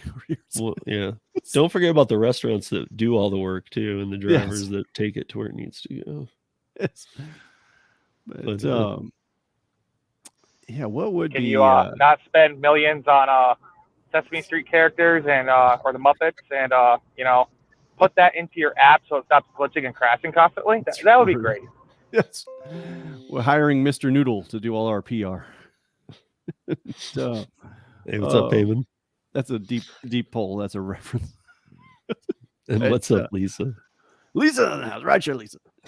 Payman Ellie. Yeah. That how long do you think DoorDash has out there in profit? I think the DoorDash by the end of this year. No, I think that you have a Rocky this year. Yeah. I think that you have we were supposed to hit 400 remodeling next year, and potentially you'll make it out of that in a very pathetic way. But if you merge with Lyft, I give you 4 months. If anything, we would be the ones to buy. Are you Lyft, sure? Right? I don't know. I don't know who would buy who. It's like a loser battle there. Let me check our stock price. I think it would just come down to a coin flip. That's true. Heads, you buy us. I don't want the headache anymore. I don't get the feeling that DoorDash or us, my company, that we want to have to get into rideshare, because no, you want save a lot of money. We save a lot of money not having to buy like we have insurance. We have insurance for delivery drivers, but it can't be as expensive as Uber and Lyft pay for rideshare insurance. But you just want their database. That's maybe they didn't tell you that. That's what you want. That's worth some money. That's got to be worth some money. Yeah. That's we can create all those AOL accounts. We're gonna start a MySpace page again. I mean, I don't know. I mean, it's not like you have to buy any equipment. Rideshare drivers have the cars. They have the cars to deliver. If that doesn't work out, you'll just fail quicker. But you would just be integrating the two and saying, now you can do either. Huh. You can get a crappy ride, or you can get crappy service. Which one? That would be In fact, that's your new slogan. DoorDash and Lyft. Crappy service and here we are, and cold delivery. A couple of silver spoons. They can actually turn that lunch in a taxi car and Lyft car. Hey, let me pick up the customer, pick up the lunch for them, and while they go to the destination, they have their lunch. It's just Meals on Wheels. There you go. We're taking that back. And I was talking earlier about I just saw that the San Francisco taxi, and you might That- know this, Joe, because you're there. Yeah. Which one is it? Tesla announced next year that they're No, doing the robo the taxi. red ones. What are the red ones? Red ones are is it Cruise? Or no? Oh no, the no, taxi. Oh, Flywheel. Flywheel. Yeah. Flywheel's going to be on Uber now, like Yellow Cab. Oh, I think that's just a temporary fix. I think that they're just that's not going to last. A temporary fix to a 50-year problem. I mean, to Uber's problem. Uber's just bringing on taxis until they can drop the mask mandate and have passengers sit up front, and then bring back Uber Pool. And then suddenly all their drivers are like they're no longer have this driver shortage, and they go back to oversaturation because all their cars are about 30% more efficient. Well, one thing I found in the Uber NYC taxi deal was that the main purpose of it was that they now own, during this time, however long it be, they own the rights to the display signage of the cabs. Oh, really? Oh, okay. So now you'll see Uber on every cab. Oh, that's just a blow, dude. That's a cool. Wow, that's like, man, that's major right there. That's low. Yeah. So I mean, there's always. I mean, look who I'm talking to. There's always underhanded moves. Do you remember? You're planning your next ones as I'm talking, like going like this. I remember a story that Grubhub got sued by In-N-Out because they didn't authorize being on the platform, and so or it was Postmates. It was Postmates. And Postmates was like, well, we can either have you officially on the platform or just send our drivers to pick up an order it and pay with their PEX card. And In-N-Out was like, well, we don't have delivery for a reason because our food wants quality control there. But and then the thing that the Postmates got in trouble because they used In-N-Out's corporate logo on their website saying like, oh, you can order In-N-Out burger. And then you know what? They shut that down so quick. In-N-Out used to be a busy place for us here in California to go ahead and pick up down here in Southern California. But then when you go in there, everyone knows In-N-Out. Yeah. You go in there and the lines are going out the street to where the freeway to exit to get off, and you were sitting there for so long, it made no sense for them to be on there. And I understand why they didn't want that, because In-N-Out is all about the freshness. You taste like the water sprinkles when you bite into that lettuce. It's true. Yeah. So well, now it's Chick-fil-A. Chick-fil-A is like Chick-fil-A opens and it does twice the business as In-N-Out.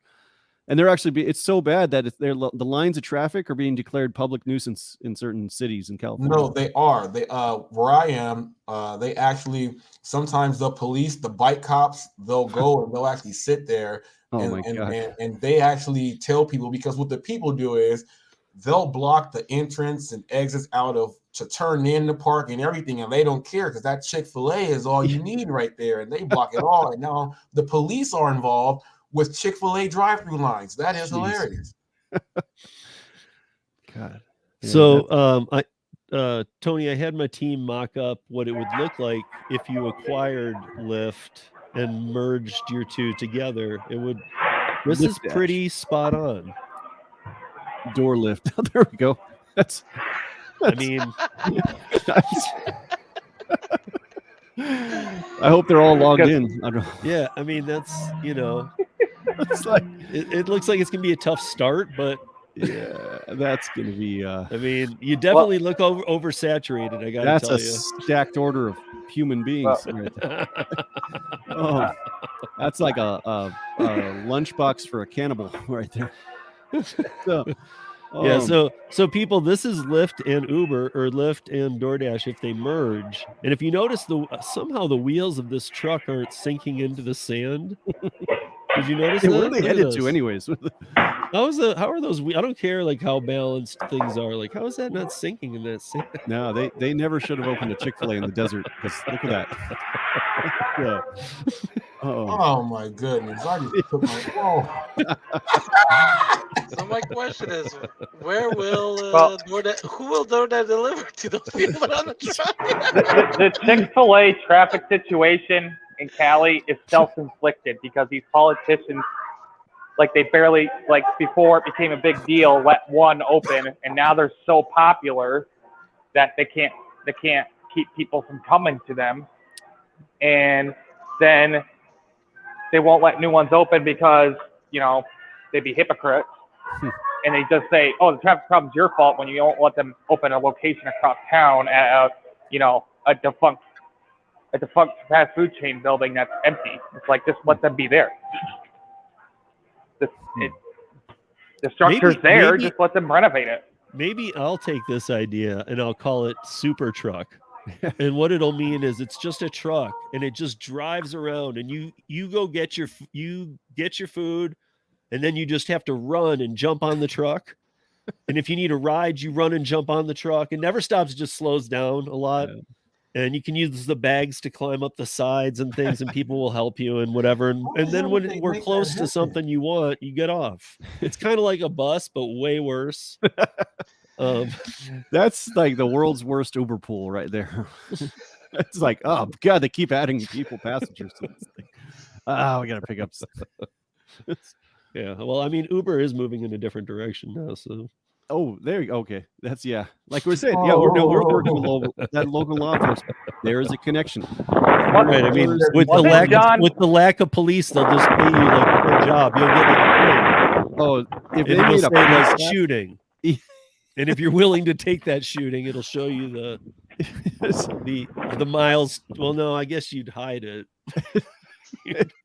If they had a 1099 police force, that's or no, like that's like literally a police code. So it'd be like we got a 1099 on a 1099. Right. Yeah. So maybe the multiplier could apply to the crime ones. Yeah. And if you were willing to put Uber and drive a police car, that you got paid a little more. And then like surge pricing comes in like, oh, no prime time for backup. Sliding over the hood. Right. More shootings. They're like, dude, up that surge multiplier. Get it 4 times, 5 times, 6 times. Getting these guys out here. If I solve the crime, I get an extra $49. Yeah, it's an idea. Actually, it's not for Uber, but it's just crime helpers, just people with legal carry permits and weapons. Only those need apply. And then you just get a police scanner, and whenever there's a situation, you just go and help them. Oh man, it's Batman in real life. You ever want to be Batman? You got a Honda Civic, like come on, and a phone. Well, guess what? This is actually allow you to use pepper spray and keep that in the car because you kind of need it.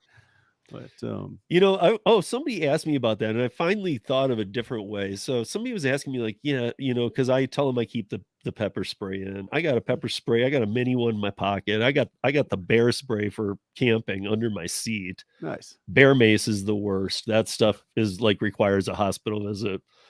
And so, but why not? Why not like a boat horn? Boat horn. Oh, this is a loud. Yeah, just on the side of your seat, just pull it up and just nail. I mean, everybody be like, and you could just jump out of the car. You could somehow slam into something. Because I'm one of those people, that believes like if something happens in your car, and Joe, you've been doing rideshare as long as me, Yeah. I mean, like if you're on the highway or something, I've been talking about this lately. Like, what do you do if a gun comes out? And I was like, honestly, I've been thinking about it. Like, I find the best way to ram into something or something. Yeah. Knowing everything I know, I'm not going to take my chance and listen to these people. No, it's after seeing, I mean, did countless videos of that. But the boat horn, the air horn is a good idea for people. Passengers fall asleep in the car, and then it's kind of hard to wake them up. Put it right up to their ear. Yeah. Or at the airport. A friend of mine used to do rideshare in the Bay Area, and it was Aaron, your personal driver, content creator. I missed that channel. He would just take sleeping passengers to the emergency room. He wouldn't even try and wake them up, and if they don't, it's like next stop is a hospital. It's like he's not taking that risk of like, oh, they may have maybe not wakeable. Even if he just knew it was just drinking. It was yeah. Okay. Even in that case, that's alcohol poisoning possibility. That's exactly. I mean, if they pass out too, usually when they wake up, they're so I don't know what it is. I mean, it's been a long time since I got that kind of wicked blackout drunk, but when you wake up like that, it's like you just want to get out of the car and move, so you're not even looking where you are. You're not like, am I at the right place? So you're probably just getting out and being like, the hospital. I know I didn't call for this, and then you're like, but I should probably just go in since I'm here. Jeez, I'll never forget. I had a passenger that I picked up 2 late night drunks and take them to San Francisco to San Jose. First one gets in this is back in the day when they could sit up front. Guy in the back seat, he's passed out, but I found out later after the ride he's throwing up on the floor. And then his buddy is up front. He's drunk. He's passed out, but we're on the freeway. He leans over to my side, to the driver's side. And on the freeway, his body pushes the gear shift into neutral. And so I had to use my elbow to kind of keep him propped up so he wasn't continuing pushing pressure on the gear shift it back into drive at 65 miles an hour. Wait, how do you get it into neutral? The gear shift, the stick shift or the gear shift is automatic. So it just went from D to N on it. But it was automatic. Yeah. So it shouldn't go into neutral. I don't know. It's from 60 miles an hour. 60. Yep. Yeah. It just. Yeah. Oh, I guess if you lost your power steering or something, or maybe I don't know. Yeah, but he just gave it that just pushed in that direction and put into and then for the next like 25 minutes, I'm holding this guy up to keep him from doing that again, and he's unresponsive on that thing. But yeah, it's you get life experience on this stuff. Did you still use the car afterwards? What's that? Did you still use the car afterwards? That was my last ride of the night. I was done after that. But then I looked in the back seat and there was there was a stain on the liquid. No, I think Slavic means did you just dump it in the bay and rid it goodbye? I had a guy that actually opened the door and still did it over the door panel. I had to replace the door panel. Oh, Jesus. Yeah. Oh man. I mean, if something real, I don't know. I've heard a lot of these stories, and I asked when I had Legal Rideshare on the podcast, I asked them that, I asked them what they thought of these stories because let's hear his opinion. So the way that the delivery platforms do not insure you really at all, it's left to your insurance, and then they cover some stuff, but like the two, what was it, Grubhub and Instacart. Specifically, he said, don't do anything for you. Nothing. No, it's a huge gray area even today. That's especially delivery. I guess. But so here's what's been happening lately, and it's hard to match these type of records up. So like, okay, Joe, you'll appreciate this. So with Rideshare, if something went down or you were accused of something or where you were, you have your waybill to go back and look at timestamps. Right. Where the hell you were going from to, they can track you, all this. With food, if somebody is, most things would go down on a rideshare ride. If with food, when you're getting out of the car type thing, it's not everywhere, but some cars get jacked while you're walking to the door. And some people follow from restaurants. Like some people are now know which restaurants get the noobs or whatever, or the better cars. And they watch these restaurants and they follow them. And when they go up to the door, they jump in and they take the car and boom. And people are left to like turn the app off, walk like 15 blocks away and to like something that's open, a bar or something, and say that they were at the bar. Go in, I've heard stories they go and have a drink so that they have an alibi and then come out and say my car was stolen. Yeah. I mean, they're having to turn off the app, walk, make a story up. I mean, that's going way too far. That's the sign of a huge problem. If the best option is to turn off the app, get your story straight, and then go find an alibi far away from where it happened. But that's where people are because they know if they claim it, they're not going to be covered. Yeah. Or if they are, the deductible is going to be ridiculous. Yeah, people gotta understand. There's commercial insurance policies and there's personal insurance policies. Personal is to drive to work. It's not to drive for work. And it's the definition of work. You're getting paid to drive on this stuff. So it's like you're making money for your miles. That's driving for work. And then all these app companies, like I remember, 2013, they Uber right the beginnings of rideshare. These companies didn't. It was like Craigslist hitchhiking or electronic hitchhiking on this stuff.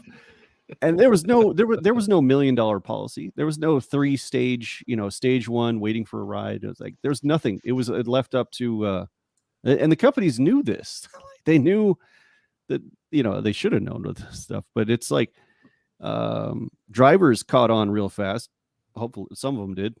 But then I know. Yeah, even to this day, I don't think Uber never on their website, they don't say anything about like, oh, you should think about getting the rideshare endorsement on their website or anything. It's like, because it's not their problem, because that's 1090. Well, and then I just did that interview Thursday with Atlanta Delivers from the UK, and they actually do demand that you show that you have the right insurance before you can even turn on the app. Huh.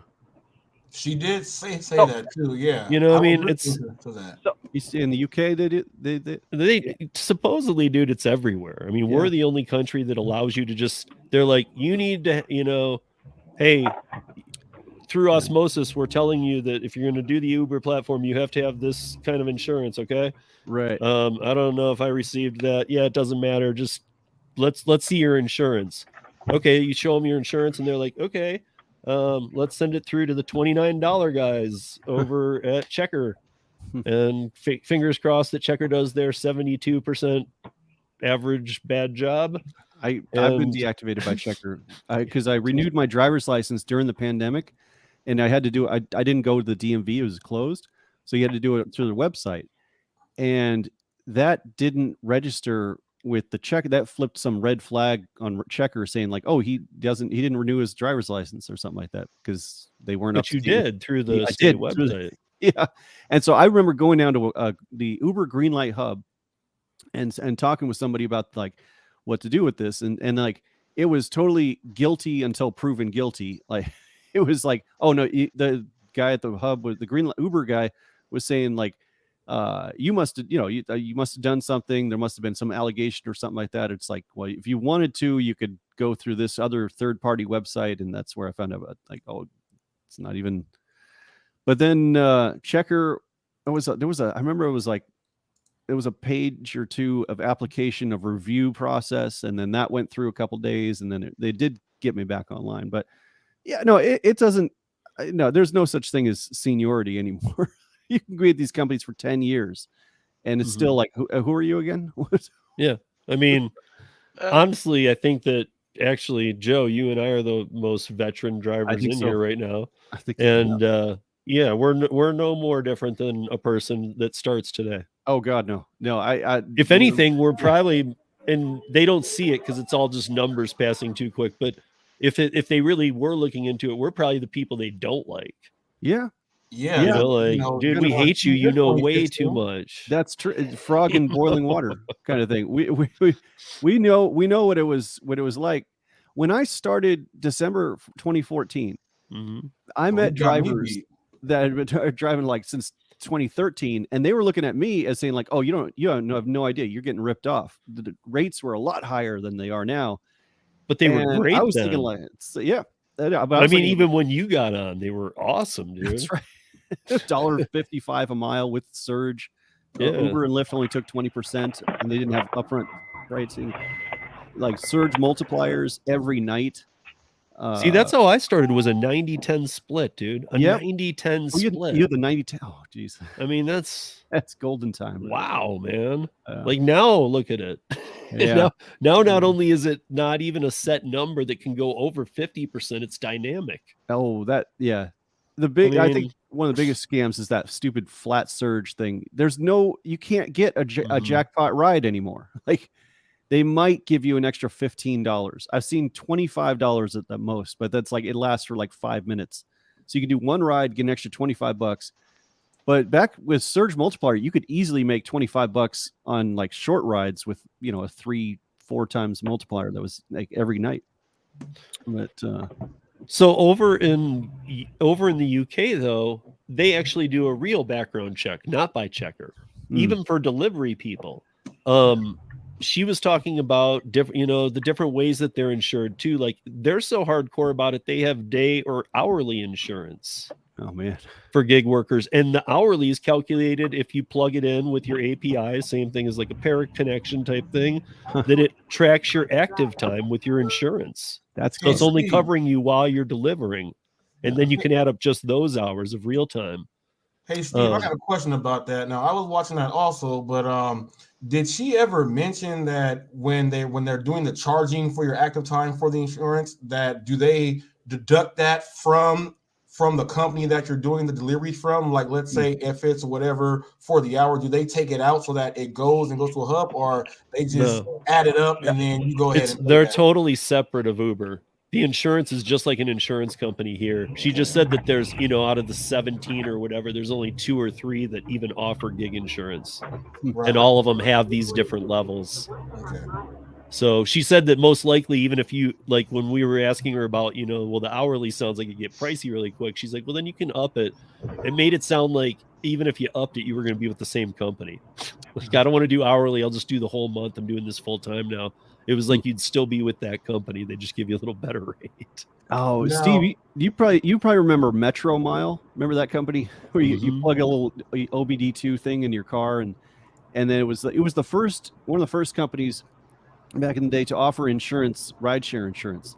But it was like it tied in with the app, and it was like when you're logged in, and it would track your hours or something like that. And, I just remember that one. We're the only country though, and Gary helped expose this when she brought it up about over there, because I was like, how do you guys make your money if it's a non-tipping culture? And by non-tipping, I mean, I was trying to ask her how little, and I got to like, what is it, like 10% of your money comes from?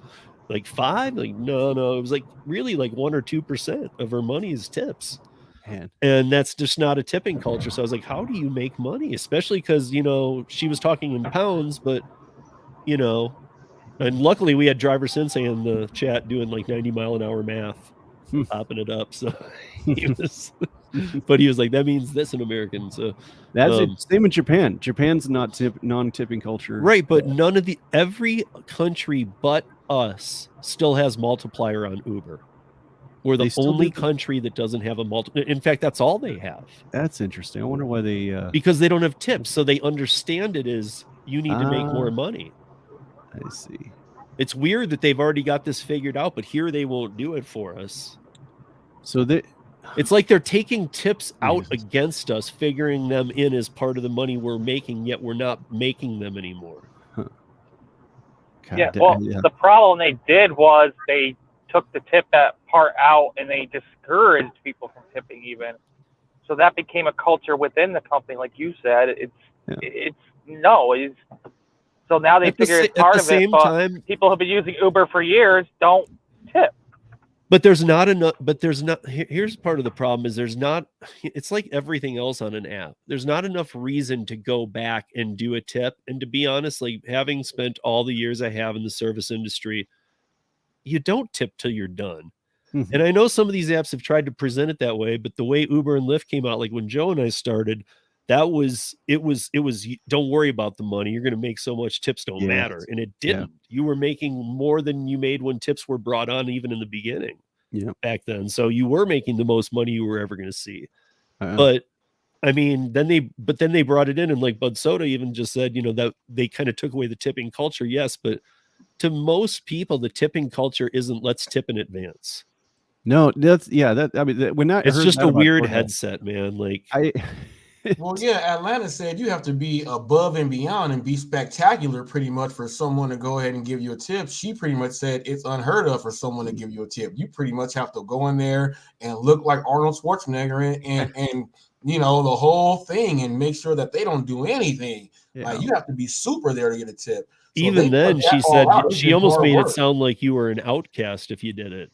Yeah, you were stupid if you tipped, pretty much. You were dumb. Yeah, you were dumb. Really that's what it was. Yeah, you were dumb if you tipped. Right.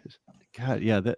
But I mean, like, so I guess there's a question too, and I wish Roy was still in here because I know that he was all hopped up on bodyguarding, but Roy's my man. We all love Roy, man. But I mean, I know that I was on his live stream last night, and I know that he's got a thing right now with the onboarding of so many driver and passengers.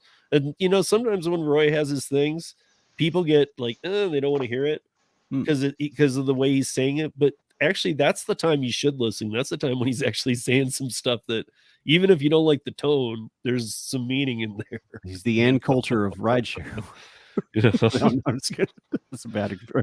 What did you call him in the video you made about him like a couple of years ago or a year ago? Oh, he does. Oh, he said it himself. It is perfect. He leaves the sugar for the cookies, and yeah. No, it was the anti. He's a cure for cancel culture. That's yes, that's another. I remember he wears a man of many hats, but yeah, I mean, he'll drop truth. It's just some, like last night, even like, not so bad, but just, you can tell when he's heated. At first, that's when I didn't listen to Roy much. Now it's when I I'm always listening, but when I really tune in. Yeah. Because when he's heated, sometimes it might just be about something else, but a lot of times it's some of the real in-depth stuff that he does have to say. Yeah, it's the cold. There it is. Roy. It's the cold truth. There's so many people out there that they don't want to solve the problem. They just want someone to hold their hand. And Roy's not about that. Roy's saying like, no, there's a problem. Here's the solution. Now go fucking do it. Excuse me. Right. It's like, or go get a different job. Yeah. That's what people need, Yeah, I mean, rideshare that's what we were kind of talking about on Roy's stream last night, by the way, was that we got to a point of like, when he was bringing all that up, where I was saying like, I don't personally understand how, if you're not making money on these, you're living.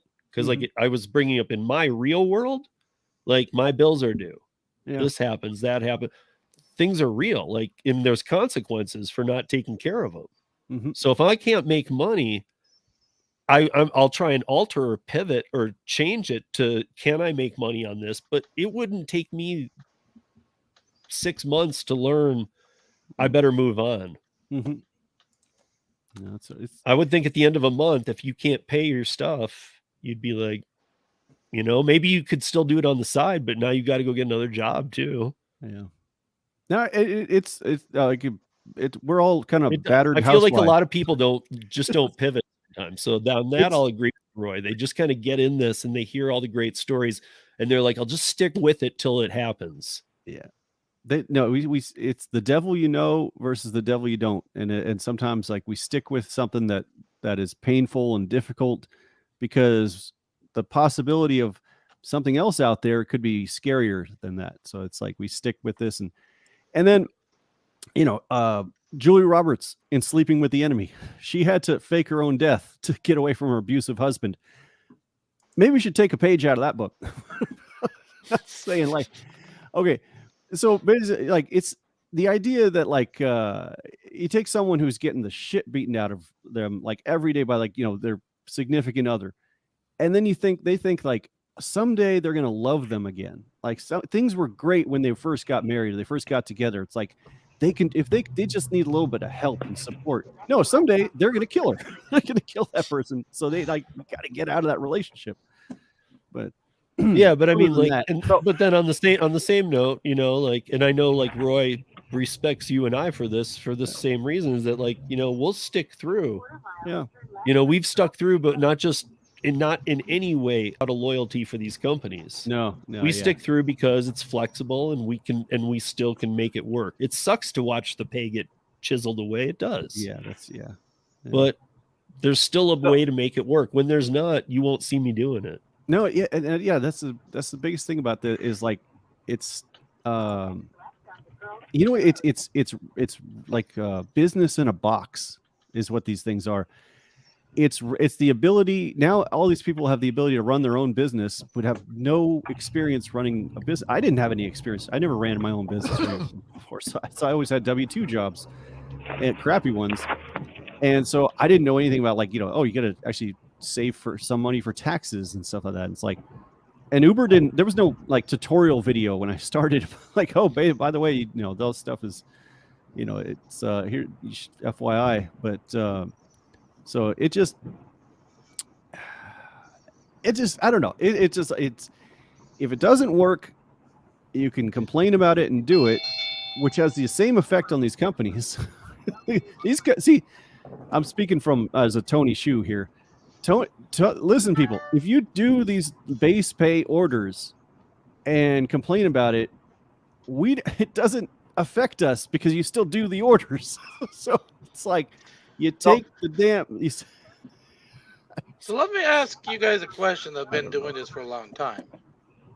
How do you guys deal with the drop of prices where, you know, it impacts your income? You have to come up constantly with a new way to get back to that income that you had. And then again, they cut it. And then you have to come up again with something. So on a psychological let me. side of it, how do you guys actually Well, here I'll give survive you. that without saying, you know what, screw it, I'm going to do something else? Yeah. I know that Joe probably has a different way about this, but I'll give you my example because I'm a parent, and I'm a parent who has my child 5 nights a week. So most of the time he's with me. I need the flexibility for a lot of reasons. I work for a laser company, all kinds of things. When they drop down this money, it's not like, oh, less money. Okay, I'll just take less money and this will still be my extra income, or even primary, like during the pandemic, you know, because my other business was shut down. So when they do this, I schedule myself out. I literally, even though I'm my own boss, I know every week on Monday morning, I know what days I'm driving from what times. I've always been that way. I don't just kind of on the fly go, I'll just, you know, maybe there are times outside of the times I block off I'll work that I might extra work, but I always block off times and I'm like, that's my schedule so that I can accommodate the other things in my world. And I do it like a job, but I'm working for myself. If the money goes down, the first thing that has to change is what shifts I'm working. If I don't work Friday nights, because I like having Friday nights off, you know, I stopped a long time ago doing like the midnight shift. So I'm not talking about that. I'm talking about like Friday night, like dinner to 11, let's say. But I take Friday nights off, let's say, to hang with my kid. Well, maybe I got to shift something else so that I can have Sunday with my kid. And now I got to work Friday nights, and I'll be coming out with the same income for about the same hours. So my pivoting has been manipulating the schedule to sometimes what doesn't fit my schedule perfectly. And you've learned, you put the time in to learn your schedule, like learn the market and know that, like, oh, okay, well, you can move things around on that. Right. I know what other night. Yeah, exactly. I know what nights are big that I don't work. Yeah. You know, like these are big nights. I talk to other drivers all the time and stuff, like, so I know like where I can come in and go, okay, fine, I'll find. And I know Thursday night's bar night. Denver's huge with bars.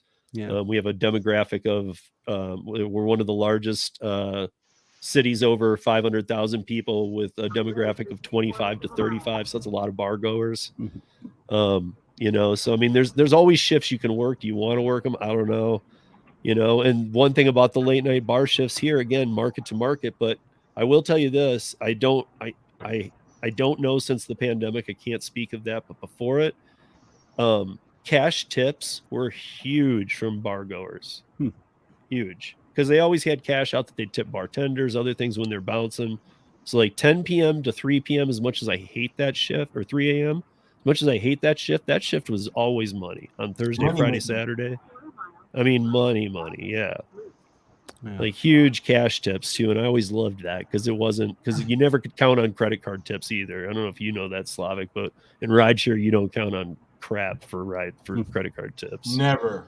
Yeah. No, I tried avoiding bar customers as much as I could because me they're too. not exciting.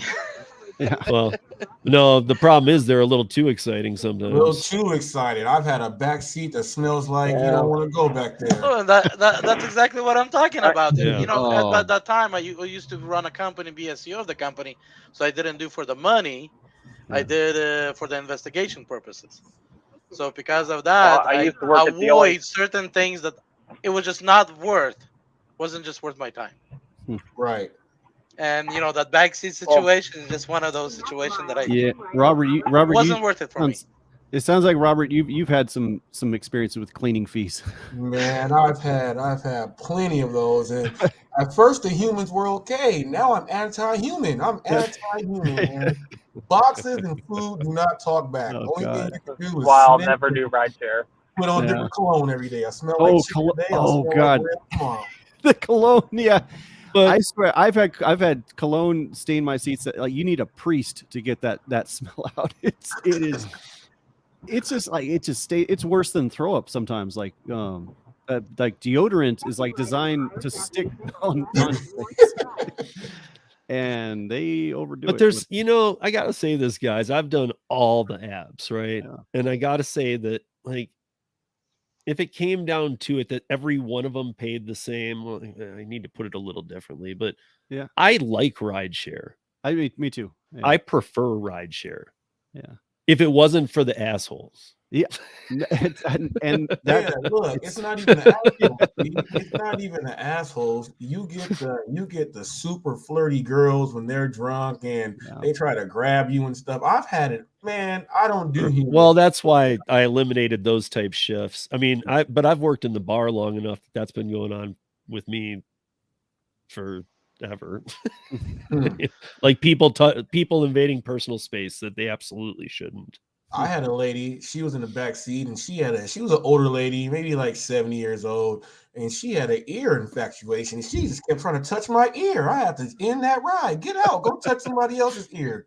She kept trying to ease up and touch my ear. I like your earlobe. What is about my earlobe? Speaking of earlobe. The hell is that? Looking's for free, touching's gonna cost you. Yeah, by the way, I'll put this up real quick in case nobody has seen it.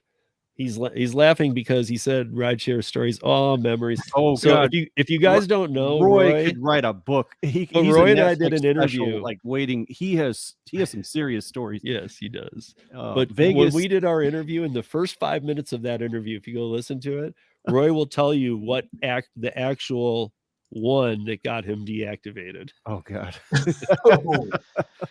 You guys are right. When I did the rideshare, it was probably one of my funnest time. Yeah.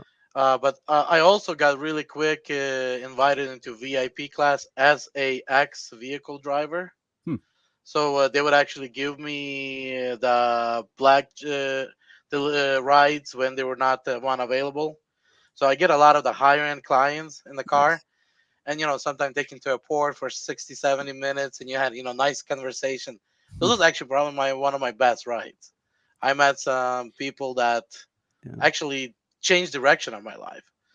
There were one time I had a problem at the company that I couldn't actually was a problem with my business partner, and I didn't know what direction to take. And I get a guy that after we spoke for a while, he says, I'm looking back and I'm seeing me 20 years ago. And, I shared my situation and he laid it out how I should handle it. And it worked. And yeah, I would choose to make less money if the rides were more secure or if the rides were safer. I would give up that. That's what I do. I don't take passengers less than 4.8 stars. And I heard you once saying that, like how you I don't remember when you were saying it on something about how you don't do. I was thinking I barely even do that. Yeah. I mean, I've always been like, dude. I don't understand why a passenger has a low rating. Oh, God. And I know that we've talked about that. It could be you've only taken 2 rides. One gave you a 1, one gave you a 2. Yeah. And you got a 2.5. I mean, I get it, but I'm not willing to take that chance. Right. It just, somebody, and here's the thing, I don't feel bad because somebody else out there will do it anyway. Yeah. No, it doesn't matter.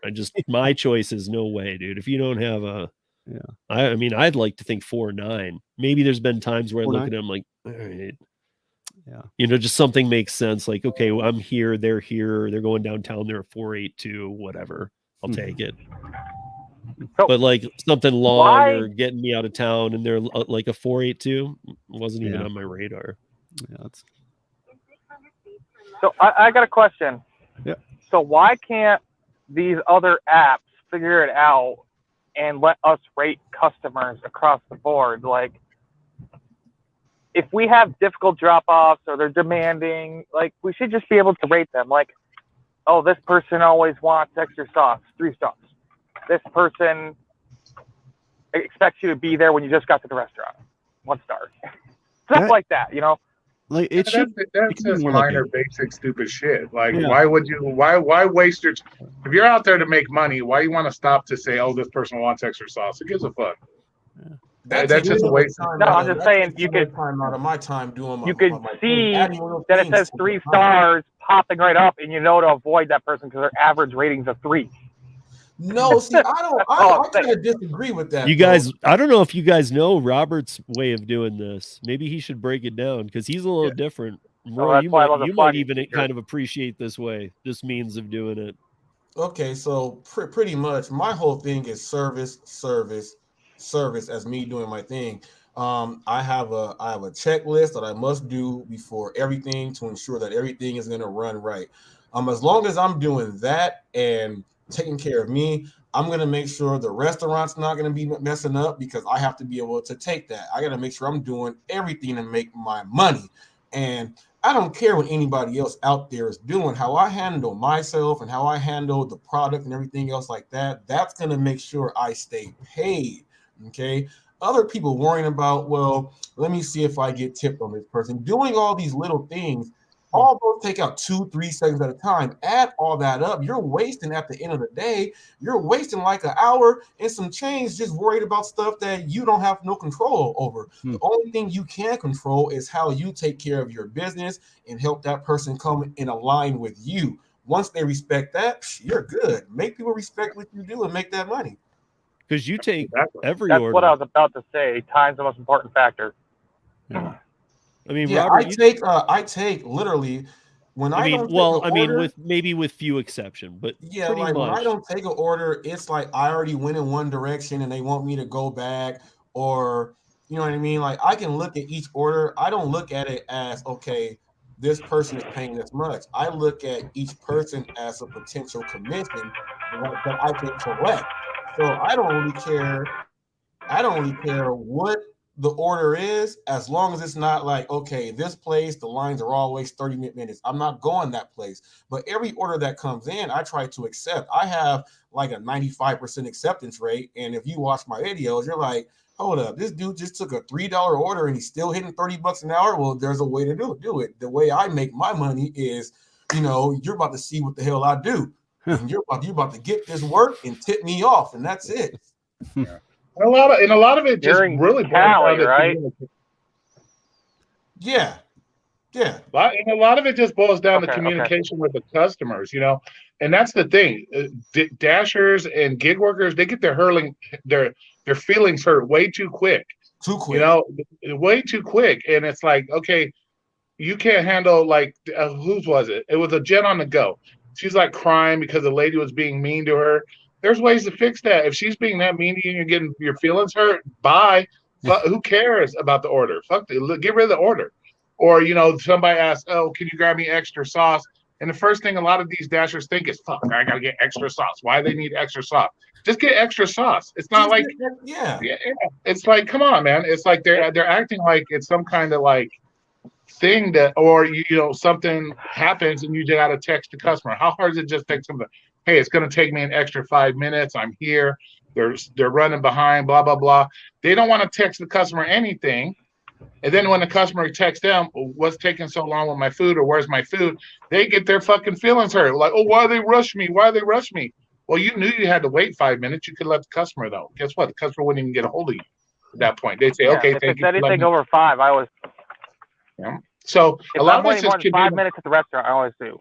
Sorry. A lot of it's just communication, and quit getting your fucking feelings hurt so easily over stupid shit. Like, just do it. Like you said, it's all about customer service. Well, just what you just said about just the condiments thing. All right, most people, I would say about 70% of the people, when they're asking you for, can you get extra salt, pepper, or whatever else it is, it's normally you driving to the place or you are standing inside the actual establishment. If you are already there, you have not left. Just get the stuff, and that's it. Now, if you have already left, they want you to go back. Here's a tip. And here's a tip for you guys. When you guys go to like Taco Bell to pick up orders, or you go to some of these restaurants, they always have that shit out on the counter. It's always there. grab that shit, put it in a spare bag in your car. So if they say, "Hey, can you give me some extra hot sauce?" Guess what? You got a bag full of hot sauce. Already You have got it. salt. Bud Yeah. Soda's the king of that, man. He's got look exactly. at he's showing So, it. He's got Tupperwares of stuff Look, that I have he's a stolen video, from Steve. random restaurants. I have a video where I purposely tell It's so funny. This customer just asked me to give us sauces. Well, look, we're working with the same companies, right? Once I go in there, all those straws, I'm taking me a handful of straws, the plastic forks, the spoons. I'm taking the ketchup. At Five Guys, I have the vinegar, all that stuff. So the restaurants mess up so many times that I'm not going to let that go on me when it gets to the customer. Sometimes they already put that inside the bag, but I still give it to them extra. Yeah, and you got extra Hey, Robert, forks. don't take the fries and the sandwiches, just in case you need them. Wendy's, there's no category for condiments, and they charge for individual sauces. This last customer just asked me to give me any sauce, and I'm like, no, I know there's no category for it. I apologize. They do charge if I ask for them. When like every they time I hear, begrudgingly gave me 2 one time. They're like, I'm not supposed to give you these. It's the only mulligan. every time I hear condiments, I think you're talking about safe sauce or Wendy's practice. And that's another thing. I don't trip over shit like that. Like I had a lady one time. She actually called me back and said, "Hey, they forgot my ranch sauce." I'm like, and there's nothing I can do about it. The bag is sealed. I can't check for your ranch sauce. She goes, "Well, what do I do?" I said, "Well, you could either call the restaurant or call DoorDash and say, hey, I didn't get my ranch sauce." I said, when you order, and I told her, I said, when you order in the app, because we do this, it doesn't say you get ranch. It says it's a 4 nuggets. You get 4 chicken nuggets. It doesn't say 4 chicken nuggets plus ranch. I said, so as far as the ranch goes, I can't do nothing for you. That's on DoorDash. And I didn't get a bad rating. She still gave me a good rating. But you know what challenge I put down to those people too? How many times before even food delivery, how many times have you gone through a drive-through? You get through it and you're like, fuck, and they didn't give you everything. And you're like, man, especially when they charge. And that's your own food. And that's when you do it for yourself. You're like, exactly. Got my hamburger. That's true. People got to realize, in the end, this is still McDonald's food. Like this isn't service. This is a 5-star Michelin restaurant. Like, oh, dude, your seat is ready for you, sir. No, this is freaking McDonald's. Like, don't expect more. And it's just like they charge for all those sauces. You're down talking your company. They charge for the sushi place. They charge for all those. They charge for like the yum yum sauce and whatever sauces they have. It's all handmade, and the only thing they don't charge for is soy, because that's pre-packed. But even then, some of them charge like a quarter each. But these people are like, oh, can you ask for this or that? And I'll ask the person. They're like, oh, they're $1, $1.50, depending on which one it is. Oh, I just had a really good idea, Bud Soda. Instead of all those containers of the things you steal from each restaurant, you should make barbecue sauce and ketchup with your face on it. And every order that's like, yo, I don't have the ranch or barbecue, be like, well, I happen to sell it. And I'm just kind of wondering why your restaurants where you're from, Bud Soda, charge for every goddamn thing, because I can go into any restaurant when I pick up orders and I can ask for extra. I can ask for extra shit and they just give it to you. I've never had to pay for extra fucking sauce. And I think I'd have a problem if they did say that to me. We got some. I'd be like, what? I don't even want the food now. If you're ordering in house, if it's not Taco Bell, every single one of these restaurants charges. They're all franchised. Yeah. Our Burger King's charge extra sauce. But if you go inside and Taco Bell, if you want more than 2 at some place, they're like, oh, 50 cents. Yeah. Well, check this out. The only place that I know, that I really know that charge for extra, whatever else it is, it's like Starbucks. The lady tried to be slick with me and put in, can you ask for extra vanilla creamer? So I get there, right? And the Starbucks employee says it's $1.50 for each one. The lady had 4 drinks. She was trying to get me to spend $6 on that, but they knew that. But dumb drivers would have went and took their own money out. Like, they gave me a tip, so I did that. But that's the only thing that I've ever seen where they're going to charge you for, can I get extra of this or that? Every place, at least here where I go into, if you ask for it, they'll say, okay, here. But I don't know, man. I don't know. You got to put your foot down in them places, man. Yeah. Yeah. You might be Unless you're, losing tips on little stuff.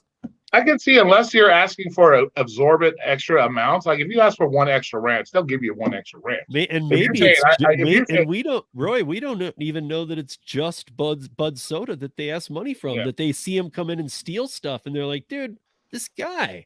And every time he comes in, they're like, 50 cents, man. We see you stealing all our crap all the time. But but a lot of people go overboard. They if the customer's asking for, I need 5 extra ranch. No, then you can just say, I'm able to get you at least 2 extras at no charge. Just it's all about communication at the end of the day. Nobody wants to communicate. It's the same thing with rideshare. Everybody loses their fucking mind. They get their feelings hurt. And like I said, I did 12,500 rides. And people just get their feelings hurt too quick. Like, can you change a radio station? What the fuck? It's my car. I'm not changing. Losing their minds over the simplest shit, and that's where you get the problems. Yeah, there is problems at the top of these companies, and they're greedy sons of bitches that run this stuff. But there's also there's drivers that should not be in the system. Like if you wouldn't be a window washer on a high-rise office building if you're afraid of heights. You would think that's the worst job. Who would do this? Whereas someone else is like, they paid enough. I'd learned to deal with it. I can see you on there. Oh, you son of a bitch! I learned to deal with it. We got all these crazy people that are just out there, right? And you go to everybody has a job. Everybody has to have a job. Then these people just end up in all the jobs. It's just that the job that we have. Yeah. This is the job that most of the people actually want to go ahead and do, and we have a lot of knuckleheads. Yeah. We have a lot of knuckleheads that actually do this job. So you can't just say, hey, you can't do the job because of this. They have to do something crazy enough to where they get deactivated. That's the only thing we can hope for. Yeah, and I doing rideshare, I would average anywhere from $150 to $200 a week in tips alone, just because you're laid back, you're just chilling. They're asking, hey, can I bring my drink in with me? Fuck, why not? I don't give a shit. Like, as long as you don't spill it, we're cool. You'd have drivers yelling at you can't drink that in my car. You got to throw it out. I don't know how many customers I said that, hey, you're the first driver that actually let me bring my drink in here. I said, well, as long as you don't spill it, and you're paying $25 for it, I'm not going to fucking make you throw it out. I know what it's like to buy drinks down on the strip. I live here. So, and that would be like a $10 tip, $25 tip. And with rideshare, it works the same way with food deliveries, like tipping people out. Like sometimes we have designated pickup spots here at all these hotels. You have a designated spot. You're not allowed to go anywhere else. You would have customers, hey, I'm in the valet. Can you come get me? Well, I'm not technically allowed to, but this is where it comes in, man. You learn to be friends with the valet drivers up there. Simple. Hey, dude, here's $10. Is it all right? If once in a blue moon, I can come up here and pick up a customer because sometimes they're drunk or they're dumb, they don't know. And they're like, sure, man, that's fine. So, so there's always, here, rub my back, I'll rub yours type things to do it that are going to make the job easier that people just don't want to deal with. It's like my deactivation story. Like, would I do it again? Of course. That was a crazy ass situation, and if I had to do it again, I would. Deactivation or not, I don't care. Me and my customer almost got in a very serious car accident because some fucking idiot Uber driver decided he wanted to make his own lane. Well, Roy socked his fucking car and put a big ass dent in his fucking quarter panel. That cost $700 to repair. So that's why I got deactivated. But I'm not gonna cause my customer to be injured because of some fucking idiot. So now here's a tip. What I ran when I did rideshare is, like example, the drink. I would say, hey, no problem, but I do need a payment up front just in case something happens. If not, I'll give it back to you at the end of the ride. Yeah, for a drink, it was $25. That's interesting. And I gave them a choice, either PayPal payment or a cash payment, and I never had a problem. Sure, at the end of the ride, they're like, keep it. I like that idea. Yes. Yeah, I used to do things like, so we get a lot of like concerts at Red Rocks or whatever up here in the summer and all kinds of other events. And if, people in the younger age and every age like to have fun and stuff, and they try and bring beers or mix, like drinks into the car, and I'd say go put them in koozies and cups and stuff in your house. I'll wait. Go do that and come back out. Don't be like flashing it in my car. And they're like, "Oh, it's okay with you?" Yeah, I'm like, "Yeah, just go get plastic cups, make it. I don't know what you guys got. I'm sober. We're cool." And I'd get tip. Those would be huge cash tips. Yeah, exactly. Because that's good customer service. Amen, dude. I'd love you as a driver. It's all about being a people person, man. When you know how to relate and actually, you know what ticks you and irks you and things like that. If you can mitigate half these things, you're gonna be all right. But people just don't have those skills. They don't have them. Well, that's the thing. That's my biggest problem with the rideshare people or the rideshare companies is they tout it as a job for everybody. No, if you ain't a people person, it's not your job. If you're a stay-home mom and you've sat on your ass for 20 years and never been out mingling with people, it's not the job for you. You don't know how to you have no idea how to deal with 4 drunk guys. You're a girl, you've been a stay-at-home mom, all of a sudden now you got 4 drunk guys in the car. You have no way of de-escalating or handling that situation. So that is my biggest thing is if I feel the companies could do something, they could find a way to have some kind of training program to help drivers learn to de-escalate issues or handle certain situations that would hopefully wouldn't get them hurt as much. But and the whole feeling about the butt hurt thing, that's what I watch so many videos of somebody getting their feelings hurt and then they end up getting slapped upside their fucking dome because they want to run their mouth instead of just letting it go. Like if you've already told somebody to get out of your car and they're getting out of your car, don't keep yelling at them to get out of your car. That's going to get you socked in the back of the head. How many times have we seen that? It's like they're already getting out. Let it go. Drop it. Or you want to argue with them. Then you get a rock thrown at your windshield. It's like, that's what I think they really need to do is quit touting it for everybody. Yeah. They need to have. It's also like don't pull, like when I use that example of people pulling their drinks in and putting caps on them, putting them in cups. They go from that really buzzed state of mind. They're all happy. They're going to a concert. They're buzzed to like, this guy's bringing me down. He's pissing me off. You're like, but it's not because I'm asking them. So they're like, hey, we can do that. So they're still in a good frame of mind. If you tell them, hey, no drinks in the car, you've now started a fight potentially. Yeah. I think that because you already started off on a negative. Well, I think more of these companies should. We've all seen webinars and things like that. I think just periodically, send videos that you have to actually watch in order for you to just go and drive again. That's going to help with certain situations. Now, I know, we can't do anything. We can't do it, but what I'm doing right now is trying to, at least put that in my videos whenever a situation happens. I want to see exactly how to handle a certain situation. That's as far as I can go to help someone because the company should be at least, all right, we got in 2 weeks, you got to watch this video, maybe answer 2 or 3 questions, and then boom, that means you looked at it, something had to stick at some point, and just learn. Here's the problem with everything you said here. If the company would be truly handling us as contractors, not as in between, yes, they could actually hire a company and redirect everybody and say, hey, you need to go through these training courses, get certified, come back, bring up the certificate, or you'll get the certificate, you're on a platform. But because they're handling us as somewhat employees, adding one more thing as educating us how to handle our business, that's another employee movement, and that's another employee movement that they cannot afford to have because they will, at a certain point, will categorize us as employees by somebody, and now they're just going to lose those benefits that they contractors. See, but then I'm going to blast you on that because you guys are maybe not you, so don't take it personal, but drivers are the ones that are bitching and complaining. They don't get enough information. They don't get enough help to do this shit. So then when you if a company does try to do something, now you want to throw it up in their fucking face. Oh, now you're trying to treat me like an employee because you got to make me watch this. But yeah, you're the same ones out here bitching out and playing. Oh, we don't have enough safety issues. We have to. So it's a no-win situation. My idea. Again, those that are screaming don't even understand they're self-employed. They think they're employees. Well, that's because you have a lot of channels out here that push. Oh, they're treating you like employees. Might as well act like employee. There's not a lot of channels out here on this internet that really getting people shit to let them know you're not a fucking employee.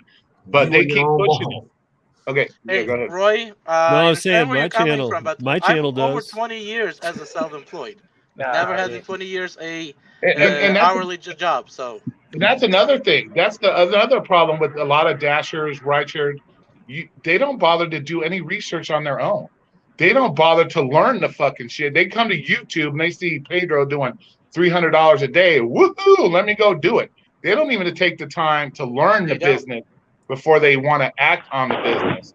So, like when it comes to rideshare, you better have some eyes in the back of your head when you're doing rideshare. You got to have a great personality to do rideshare. You have to have these things because if you don't, it's going to get you fucked up and hurt. Trust me, I've seen it. And you figure I did 12,500 rides in Las Vegas, one of the craziest fucking cities there is. And I only kicked out 18 people out of my car. So you can very easily de-escalate situations. And I've had to de-escalate other drivers' fuck ups. You know, they're getting in my car pissed off at another driver because they canceled it because, they wouldn't let them fucking have their beer in the car. Well, first of all, it's legal here. We are considered like the taxi cabs and the limos. We fall in that category that passengers can have alcohol. So for a driver to sit there and not even know this and tell the customer, we're not allowed to have alcohol. It's not allowed. Because they didn't take the time to learn the rules of the city and learn the rules. It's an allowed thing. So if you're not going to take the time to do it, that's why I don't feel sorry when these companies don't do shit. Because if you don't take the time to do it yourself, the company shouldn't even give a shit at that point because you ain't learned. You don't care to learn. So if they send you the shit, you still ain't learning it. So the company doesn't give a shit. The glitz and glamour, look at how many contractors out there have never read terms and conditions. I actually called DoorDash and I had a question because recently at Wendy's I was told to fill a drink, and I called the DoorDash and said, "Hey, does anything change?" Because Wendy's manager said that policy at the DoorDash has changed about filling drinks, and she said, "Hey, have you read your terms and conditions?" I said, "Yes," and she says, "What does it say in it?" I said, "I shouldn't be." And she said, "That's exactly what I said." But why don't you guys do it and send out a mass email to all the drivers and let drivers know? Because argument at Wendy's was that if everybody does, then it should be okay. You're the only one that causing the problem that you shouldn't be filling a drink. And she says, "Yeah, it's not our job to teach you and educate you on the terms and conditions. It's your guys' responsibility. And if you guys are not willing to do it, it's not our fault." That was the response from DoorDash. That's you, Tony. I hear you, man. That filling the drinks. So Wendy's was saying that it's your responsibility to fill the drink, so they give you just an empty cup. And then the policy, DoorDash policy has changed, and now drivers are required to fill the drink. It's always been for mine. And the perfect example I'm going to give you the whole thing with these drivers and DoorDash sends you a hot bag. How many people you see with no hot bags? Yeah. You get a free hot bag to use. And they give you the fucking stuff, and they still don't use it. So it doesn't matter what these companies are willing to give you or give you. You just got a large population of these people that they don't give a shit, and they're not going to use it or do it anyway. So it doesn't matter. What's crazy is like in every other industry that you're working with food, like you have to take like certain classes on like knowing like optimum food temperature and stuff like that. Like, and here food delivery is a delivery industry. Most DoorDash drivers wouldn't know what the temperature like cooked chicken needs to be at to be. It's funny. It's funny you mentioned You're talking that. about not being food certified. Yeah, it's funny. It's funny that you mentioned that too, because I recently had to check into something to make sure on something before I talked about it. And food trucks, I was curious about. Oh yeah, food trucks have their own teams that go in there and do that same thing. So even food trucks are under the same type of state scrutiny of, do you know how to cook? Do you know what temperatures are? Is this place clean? Yeah. Are you using EcoStar? Do you have rats where you parked? I mean, they go through them, like they tear them apart like a restaurant. Yeah. So I mean, the only thing different there is just that I guess the fine line there is the restaurant and where it's being prepared. They want them to go through because they pretty much say once it's sealed and covered up, you really don't need to know anything else about that. But the problem is when, let's say, they hand you, okay, I have no problem filling drinks or anything else like that. But at the same time, they're asking people who are thinking like, oh, I didn't take any of this stuff and I don't want to mess anything up and I don't want to get in trouble for doing the things you need to pass. It's a fine line there, but I don't mind filling the drink. If they told me, can you do some fries? Hell no, but I don't mind filling the drink. You know what I mean? Just go and do the drink and that's it. It's not like we're handling the actual food. It's we're not putting the temperature in the meat or any of that. It's up to them. That's it is. There's probably the line stops at like food prep versus food transport on it, but That's another question. It starts with the loaf, bake, then it goes to the drink. Now then it kind of goes to the French fries. Eventually, it's not gonna go to. We'll have the buildings, empty buildings that we'll pull out to. We'll walk in, grab the food, take it in the car, and deliver it. It's a cloud kitchen. I think sooner or later something is going to happen where somebody or a large group of people are going to end up getting sick from this delivery type shit that we do with DoorDash and stuff. It's gonna bring across some kind of training. I have a feeling. Well, and so when that was being talked about before by Slavic that they can't, I used to be, I don't know Slavic if you've gone through my channel a lot, but like even Roy will tell you I do a lot of different videos than most. Like I got a lot of independent contractor stuff with a lot of big hitters who really know the game. And I've learned a ton, and to be honest, and I've been one beforehand, so I'm familiar with the traditional and the gig, but the way that the independent contractors, even over in like when we had Atlanta on, we learned, and I wanted to know this, like how are they treating that worker class, because they're not forced to be it. They can stay independent contractors if they want. She broke down the model of pay, which isn't what I'm trying to talk about here. So, but obviously you're paid less. You get some insurance. If you go the worker class, you gotta have a schedule. So all the things that we've heard would happen did happen over there, where all these people are like, that would never happen. It'll still be flex. You'll be able to do what you want. We've already seen it. It's a model. And that's that. If you choose to go independent contractor, you do have to get certified over there for all this stuff. If you want to do delivery, you don't have to do it through the TFL, but you still have to go get same thing as like restaurants and other things, and that you're driving and all these things. And then your insurance company makes you do it since you have to have the right one, yeah. And so, but I mean, like at the same time, like if you want to be a rideshare driver, here's how crazy that is in London. You have to pay £700 and take a 3-month TFL course before you can take your first ride. And you're still an independent contractor though. Quality control. So it's a way for me to have this and other people don't, that's crazy to me, because I'm just putting together that like the TFL basically, so like we're all saying that Uber can't show us videos, they can't show us how to do. Maybe that's all right. Maybe that's just, maybe it is right, but it'd be hard to prove in court. Who knows? But bottom line is what they do over there is transport for London. The TFL handles it and doesn't let any of these companies be involved.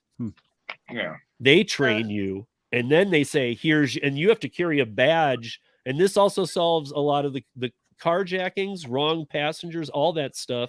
They actually have to wear a badge, like a lanyard, that says that they are a rideshare driver, almost like a cab would. And it has an RF reader in it so that when you get close to the car, it says, yes, this is your car. Those solutions right there, I know if you've been doing rideshare long enough, you would appreciate how big those are. But the only reason why we don't have that shit is because politicians think this. Yep. They pay that shit off, so they don't have to worry about it. Over Well, there, it's a part of it, I different story. honestly, I'm starting to like see now that part of it's the tipping culture thing too. The fact Yeah. that we have tips and that they kind of say, hey, you know, you make a lot more though because you get tips. That's why we give you a lesser amount on your base. Like that's a problem too. That's Yeah. I mean, we want tips, but if you're not getting good tips, what's the point? Well, once again, it goes back to my video. Blame other dashers for why we aren't getting as many tips as we used to get. Because, like I said, we watch Pedro. 9 out of 10 orders are wrong. He's done is wrong. And he's tipping 15, 20 bucks. Now that's Pedro. Pedro's doing it as an experiment to see what happens. Now, if it's an average, let's say it's Slavic and me, how many times do you think we're going to put up with giving a $10, $15 tip, get the wrong shit every fucking week we order? I'm not doing it. Sooner or later, it's a done deal. Well, if you've done it through Uber Eats, I even question that you wouldn't pull the tip out. Yeah. Well, exactly. and what is referred to as tip baiting. However, in that case, it's not. You got bad service. To me, there's no such thing as tip baiting. There's only two things. Well, there is when you intentionally do it. Well, we obviously you know intentionally put a big tip to get your order buzzed.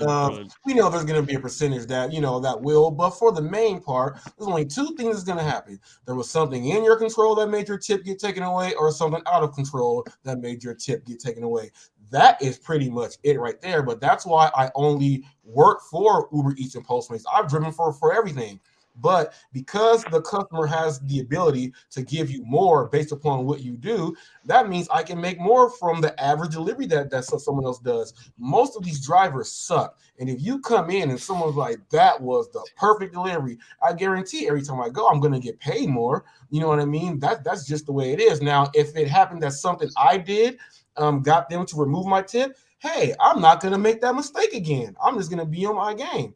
But that goes to that point that and I agree with you, but that goes to that point that like customers don't see it as DoorDash. They see it as Robert when you deliver the food. That's the face, that's the that's who brought me my food, not DoorDash. That was Robert.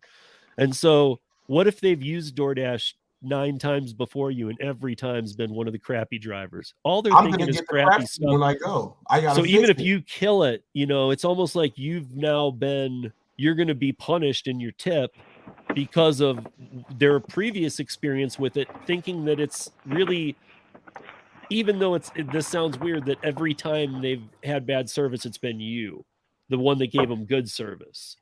Right. It's just like it's like as a manager of a bar, I would fire that person for giving bad service. Well, check this out. We go to if everyone works their territory, right? And everyone knows the neighborhood you're in. You're going to hit these houses, the same person's house over and over again. And I know when I come to a house to where, when I didn't get a tip, and I know I'm like, okay, they must have just been treated bad. If they keep ordering and I'm in an area, I'm going to just keep boom, boom, boom. And they're going to understand that he just keeps giving me good service. Maybe I got to ease up on him. And if they ease up on me, they might ease up on someone else. We can't have black holes everywhere, but that comes from just people. I'm just going to drive and just do whatever just to get some money. It comes from people like that hurt the rest of us. Yeah, and it's definitely good customer service. Like it's happened to me at Domino's. I have an old lady that I deliver to every week. For some reason, I'm lucky enough to draw her name, and I take her. She came in to get a carry-out order, and she tipped me like $6 just because, hey, you're my normal driver. You always give me good service. At this time, I just came to pick up my own food. But here's the $6 tip anyways. So it's all about service. Like that's what it boils down to. Amen, brother. Amen. Exactly. And that's what the thing. Everybody forgets they're in a service job. Everybody, and to me, it's more of a generation thing, or I shouldn't say generation, just a mindset that everybody just thinks they're the greatest. Everybody nowadays have this mindset. I'm the greatest. Nothing I can do is wrong. It's always got to be somebody else. And so that's where exactly. And that's where we run into these problems nowadays. Nobody takes it upon themselves to say, you know what, maybe I fucked up. They don't look at it that way. No, I forgot to drink. It was their fault because they didn't tell me I had a drink on it, even though it says in your app you have a drink and you just didn't bother to ask and forgot about it. Oh, it's their fault they didn't give it to me. Not my fault for not checking. You know, that's why I just subscribed to your channel just now. I'm glad I got a chance to hear you speak right now, brother. See? I'm glad I just did that. This is up my alley right here, all the way. I think the you'll opposite love is Roy. true, You'll though. love Roy, Slavic, man. I Dig just through his hit one stuff. too, Slavic, I just hit one on YouTube. You got one Some for me people will also, always man. find the excuse to be that person and find fault in others when, you know, they cause themselves the frustration, in my opinion, as far as the customer side goes. And, you know, I've seen your videos where, you know, this person's always miserable to you and there's not anything we can do to change it.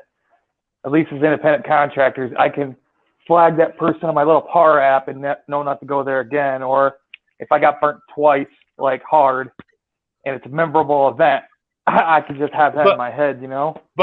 But is it really you getting burnt Bud Soda by the customer, or is it you burning yourself because you continue to take the orders? You know, we can see it on the app what orders, you know, it's just like me at Domino's. I know every address that pops up there, that motherfucker don't tip, that motherfucker don't tip. So if you're taking these orders, the minute you take the order, regardless whether you get a tip or not, you do the best service possible because you know what, you took it. So at that point, you just don't say, well, fuck. You know, but I'm just saying that's the mindset a lot of these people don't have. They think, oh, they ain't tip me, I'm gonna fuck their service up, I'm gonna fuck their food up. No, well, then you should have never accepted it in the first place. And so at that point, right there. That's good. You said that. That is super good because people don't even get that. They don't even get that. Yeah, it's like if you stab yourself in the finger, why are you complaining that the knife was sharp? You stabbed yourself with the fucking thing. Like, come on, like you don't think it's gonna hurt when you stab yourself? Like, come on. Or the stove. People need to take the I like responsibility it when for you their use the actions. stove. That's number one. Number two is take responsibility for the work you're doing. That's one of the reasons why I created that ice cream test that I did. I knew the results in advance was going to be, but I created because I heard too many YouTubers saying that ice cream cannot stay solid for half an hour. And I said, you know what? Let me prove it to you on a video that it can. Right. Doing with proper equipment. One back before that. Here, if you want to do an experiment, you try that when it's 120 degrees outside. I can guarantee it's not going to stay. Hey, what is the weather at? Almost the same results at 120 where degrees. My sister is. It's hot right now. My sister stays in Vegas. It's Roy hot. is the ultimate weatherman, by the way. That's so get ready for a lot of weather reports. Yeah, but what is how hot is it out there today? Right now it is currently, let's see, temperature. It was fucking like 90, almost 98 degrees last night. Yeah, we got to. It was still 90 degrees Celsius. We don't do Celsius because we're not in Canada. That's So, right. Right now, it's 75 degrees Fahrenheit. Kelvin. That's the thing.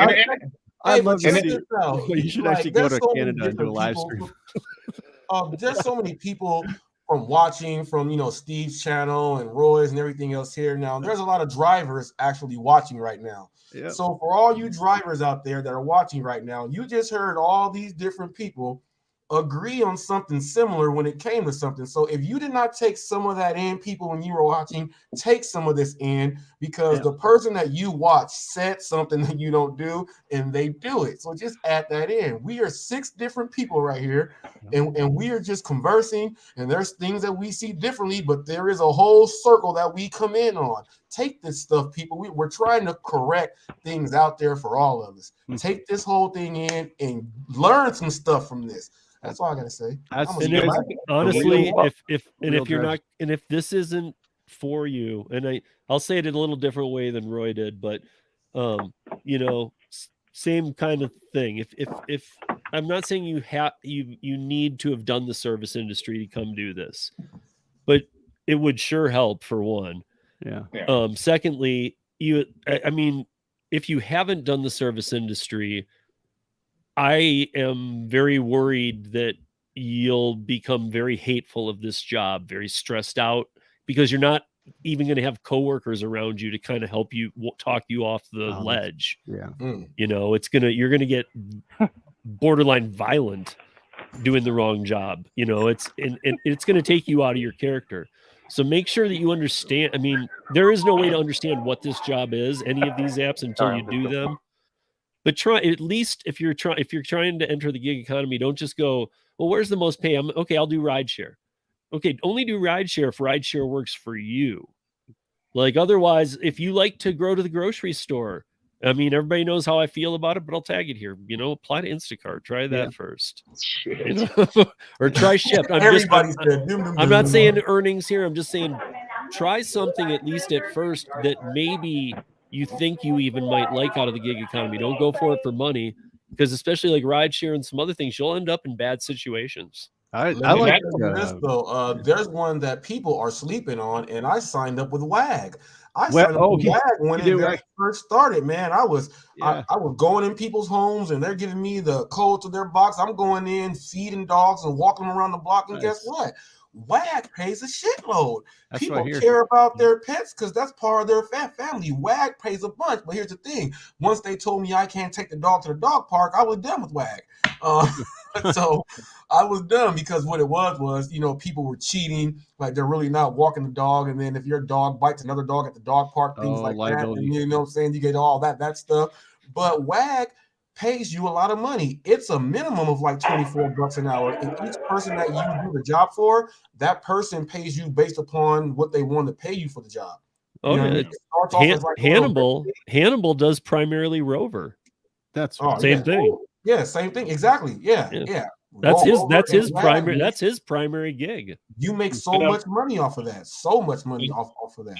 And what's kind of cool is I'm glad to see that other people like Robert and other people are starting to have channels that come out that fight against the normal shit we see every day, that kiss your ass, say what you want to say, hear what you want to hear.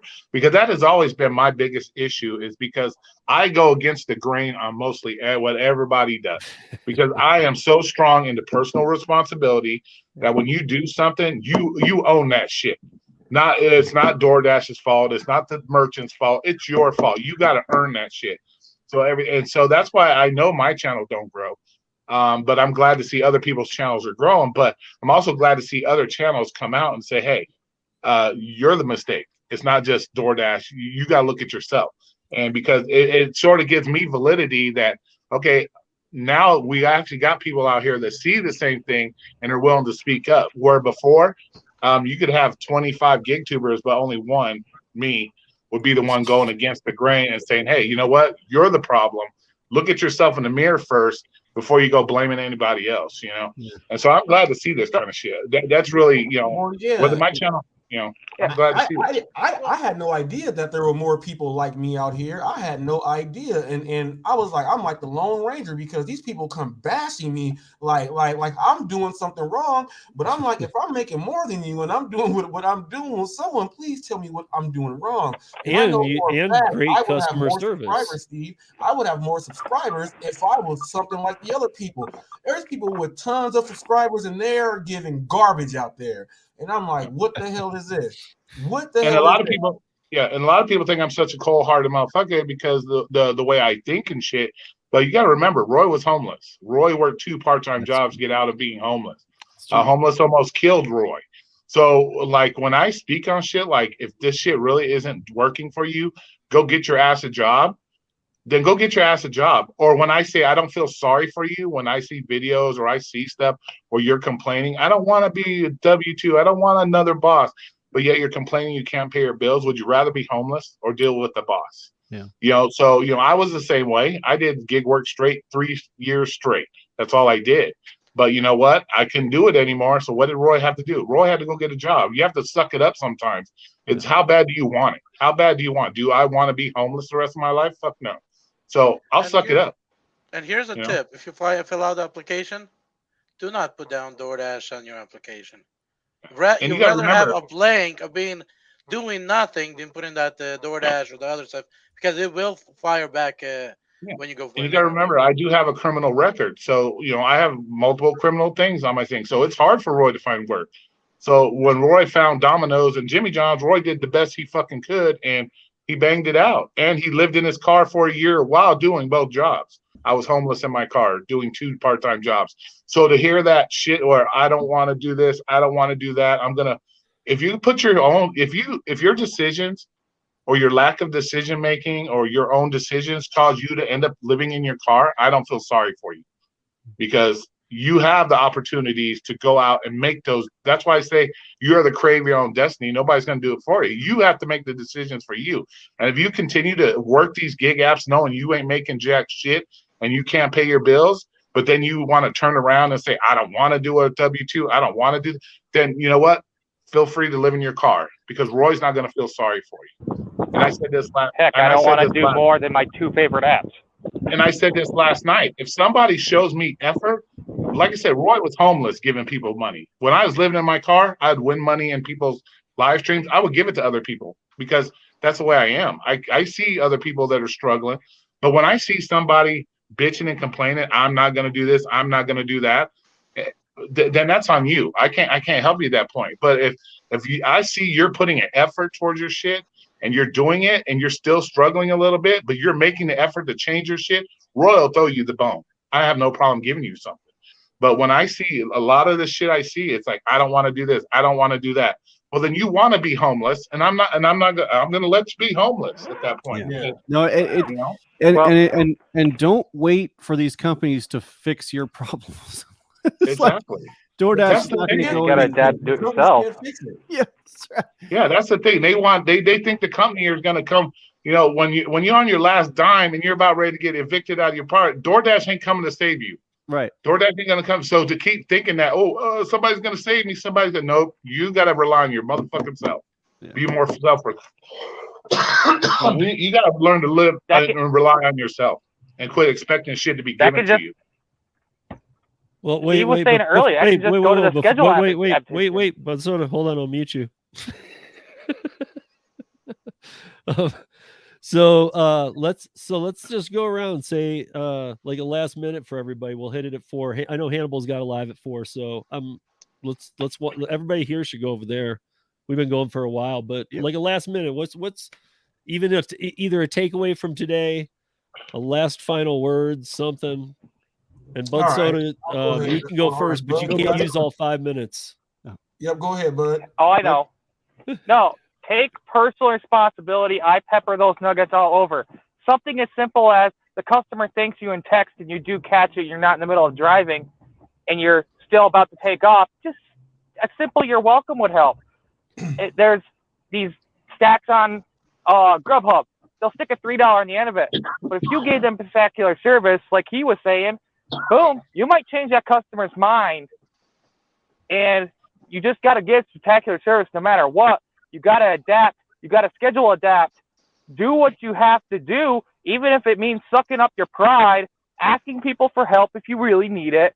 But you have to take steps to change it for yourself. I know a certain person who took a W-2. But go ahead. Who's next? All right, I'll go ahead and hop in here. What I'm going to say is just this. People, just slow down. Pay attention, okay? Pay attention. And this doesn't mean, whatever. Just pay attention, slow down, understand what's going on. And after that, just try to apply some things. We're not trying to tell you to change the world, but just apply little things that can help you out in the long run. That's it. I got a shout out to Arturo Does It All about pulling the tip out is also known as birth control. So that's my that's a good one. Arturo just all the time, man. It's like I'm gonna tip in your hair. You were sitting on that one for about 20 minutes. Right I know. there. I saw that. And I was like, well, we were talking a serious topic, so I was waiting, chambered it. That's in the bank. But, yeah, we've been serious this whole time. Yeah, that was worth it right there. It made me smile. Oh, yeah. My advice would be get out your feelings. It's just work. Just get out your feelings. Do the job. You accept it. You fucking accept it. Accept the responsibility for yourself. Get out your feelings. It's not the customer isn't taking it out on you because it's you. It's because something else has happened or whatever the case may be. So it's not you. So get it out your feelings.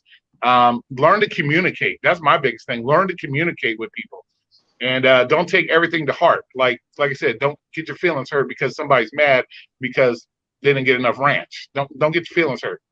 And feel free to learn to ask people shit. Like get out your pride and learn to ask. Hey, if you don't know something, especially when it comes to rideshare, this more pretty much. Don't be afraid to ask people shit that have done it. Like, you know, the only way you're going to learn is to, you know, either learn the hard way or learn the easy way. And if you have experienced people around you on a daily basis that you can learn from, then don't be afraid to ask. You know, don't put yourself in a position that your pride ends up getting you hurt, or your pride ends up making you make mistakes that cost you money at the end of the day when all you have to do is ask. So get that, let some of that pride go sometimes. That'd be my greatest advice to you. Yeah, boy. And I'm going to say is this: learn your business, or get out and let somebody else handle their business. Don't come here and complain because you have no clue what you're into. Read that terms and conditions. Know it by heart. Don't mess up. Take care of your customers, even though they're not yours. They're company's customers. But the minute they tipped you, right now they're yours. Take care of them. Be successful. Be smart. And most of all, be wise and focus on your bottom line, because that's the only thing that counts at the end of the day. Damn, Slavic, where's that book, man? Well, I need to go read that I'm book. I'm not even gonna say anything. I'm gonna let Slavic end that one. That was good. Slavic got it down, boy. Hey, Damn. 20 years. Thank you, 20 years everybody in in the business chat. world. You learn something. Thank you. What is this, Roy? Where are the buffalo wings? The same size as the chicken wings, and chickens are smaller. I don't know. That feels like what we were talking about last night, Roy, about the fish, fishing for the fish with the fish. Yeah, with the fish. That shit was hilarious, dude. I gotta find a way. I gotta find a way to download that and put that shit. Fish, you know, the fish out of fish for fish. It was fucking hilarious. I'm gonna make it my ringtone. And that shit came out of his mouth.